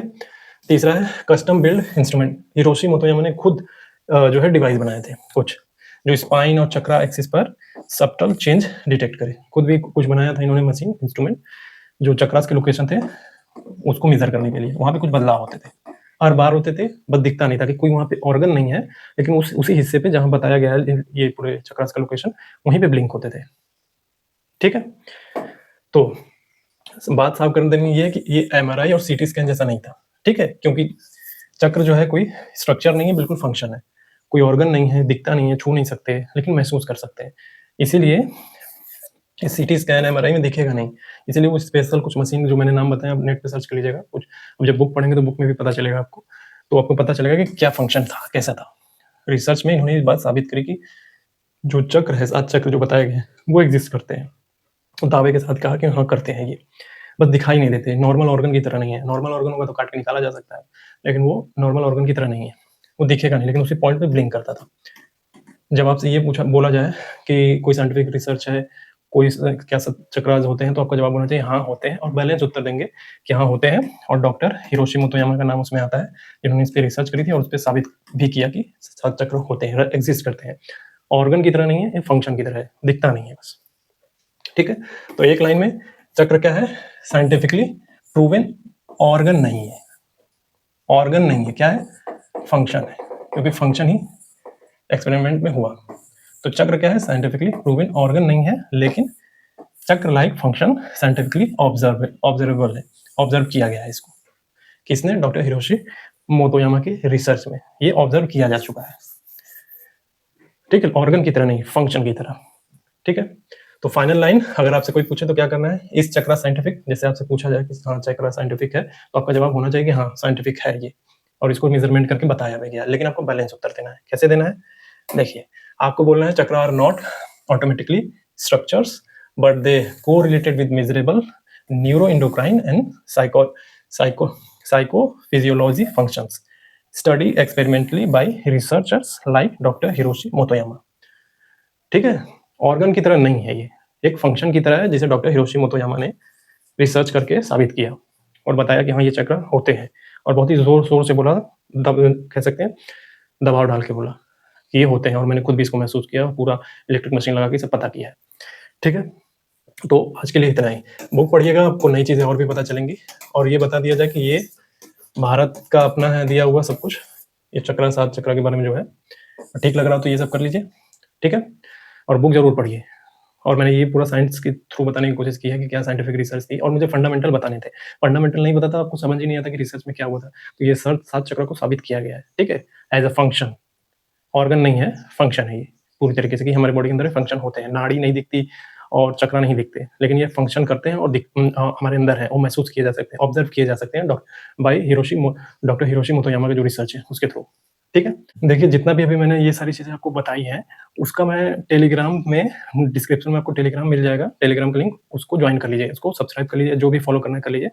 इन सबका मैं पीडीएफ 2-2 पेज में पीडीएफ दूंगा। ठीक है, जो भी बुक एक्सप्लेन करूंगा, जो साइंटिफिक चीजें होंगी, वो पीडीएफ के रूप में आप रख लीजिएगा। As UPSC PCS as a citizen आप जानते रहे कि क्या क्या रिसर्च हो गई है। ठीक है, 2 पेज में, कोई पैसा नहीं लगना है, फ्री का है, तो उसको रख लीजिएगा अपने पास। और टेलीग्राम को क्लिक करके, लिंक डिस्क्रिप्शन में मिल जाएगा, इसका आपको पीडीएफ मिल जाएगा, कोई पैसा नहीं है, फ्री है। ठीक है, तो आज के लिए इतना ही। चैनल का नाम है ISPCS SSC, इसका मतलब ये नहीं कि यही देखेंगे, मेल फीमेल थर्ड जेंडर कोई भी देख सकता है।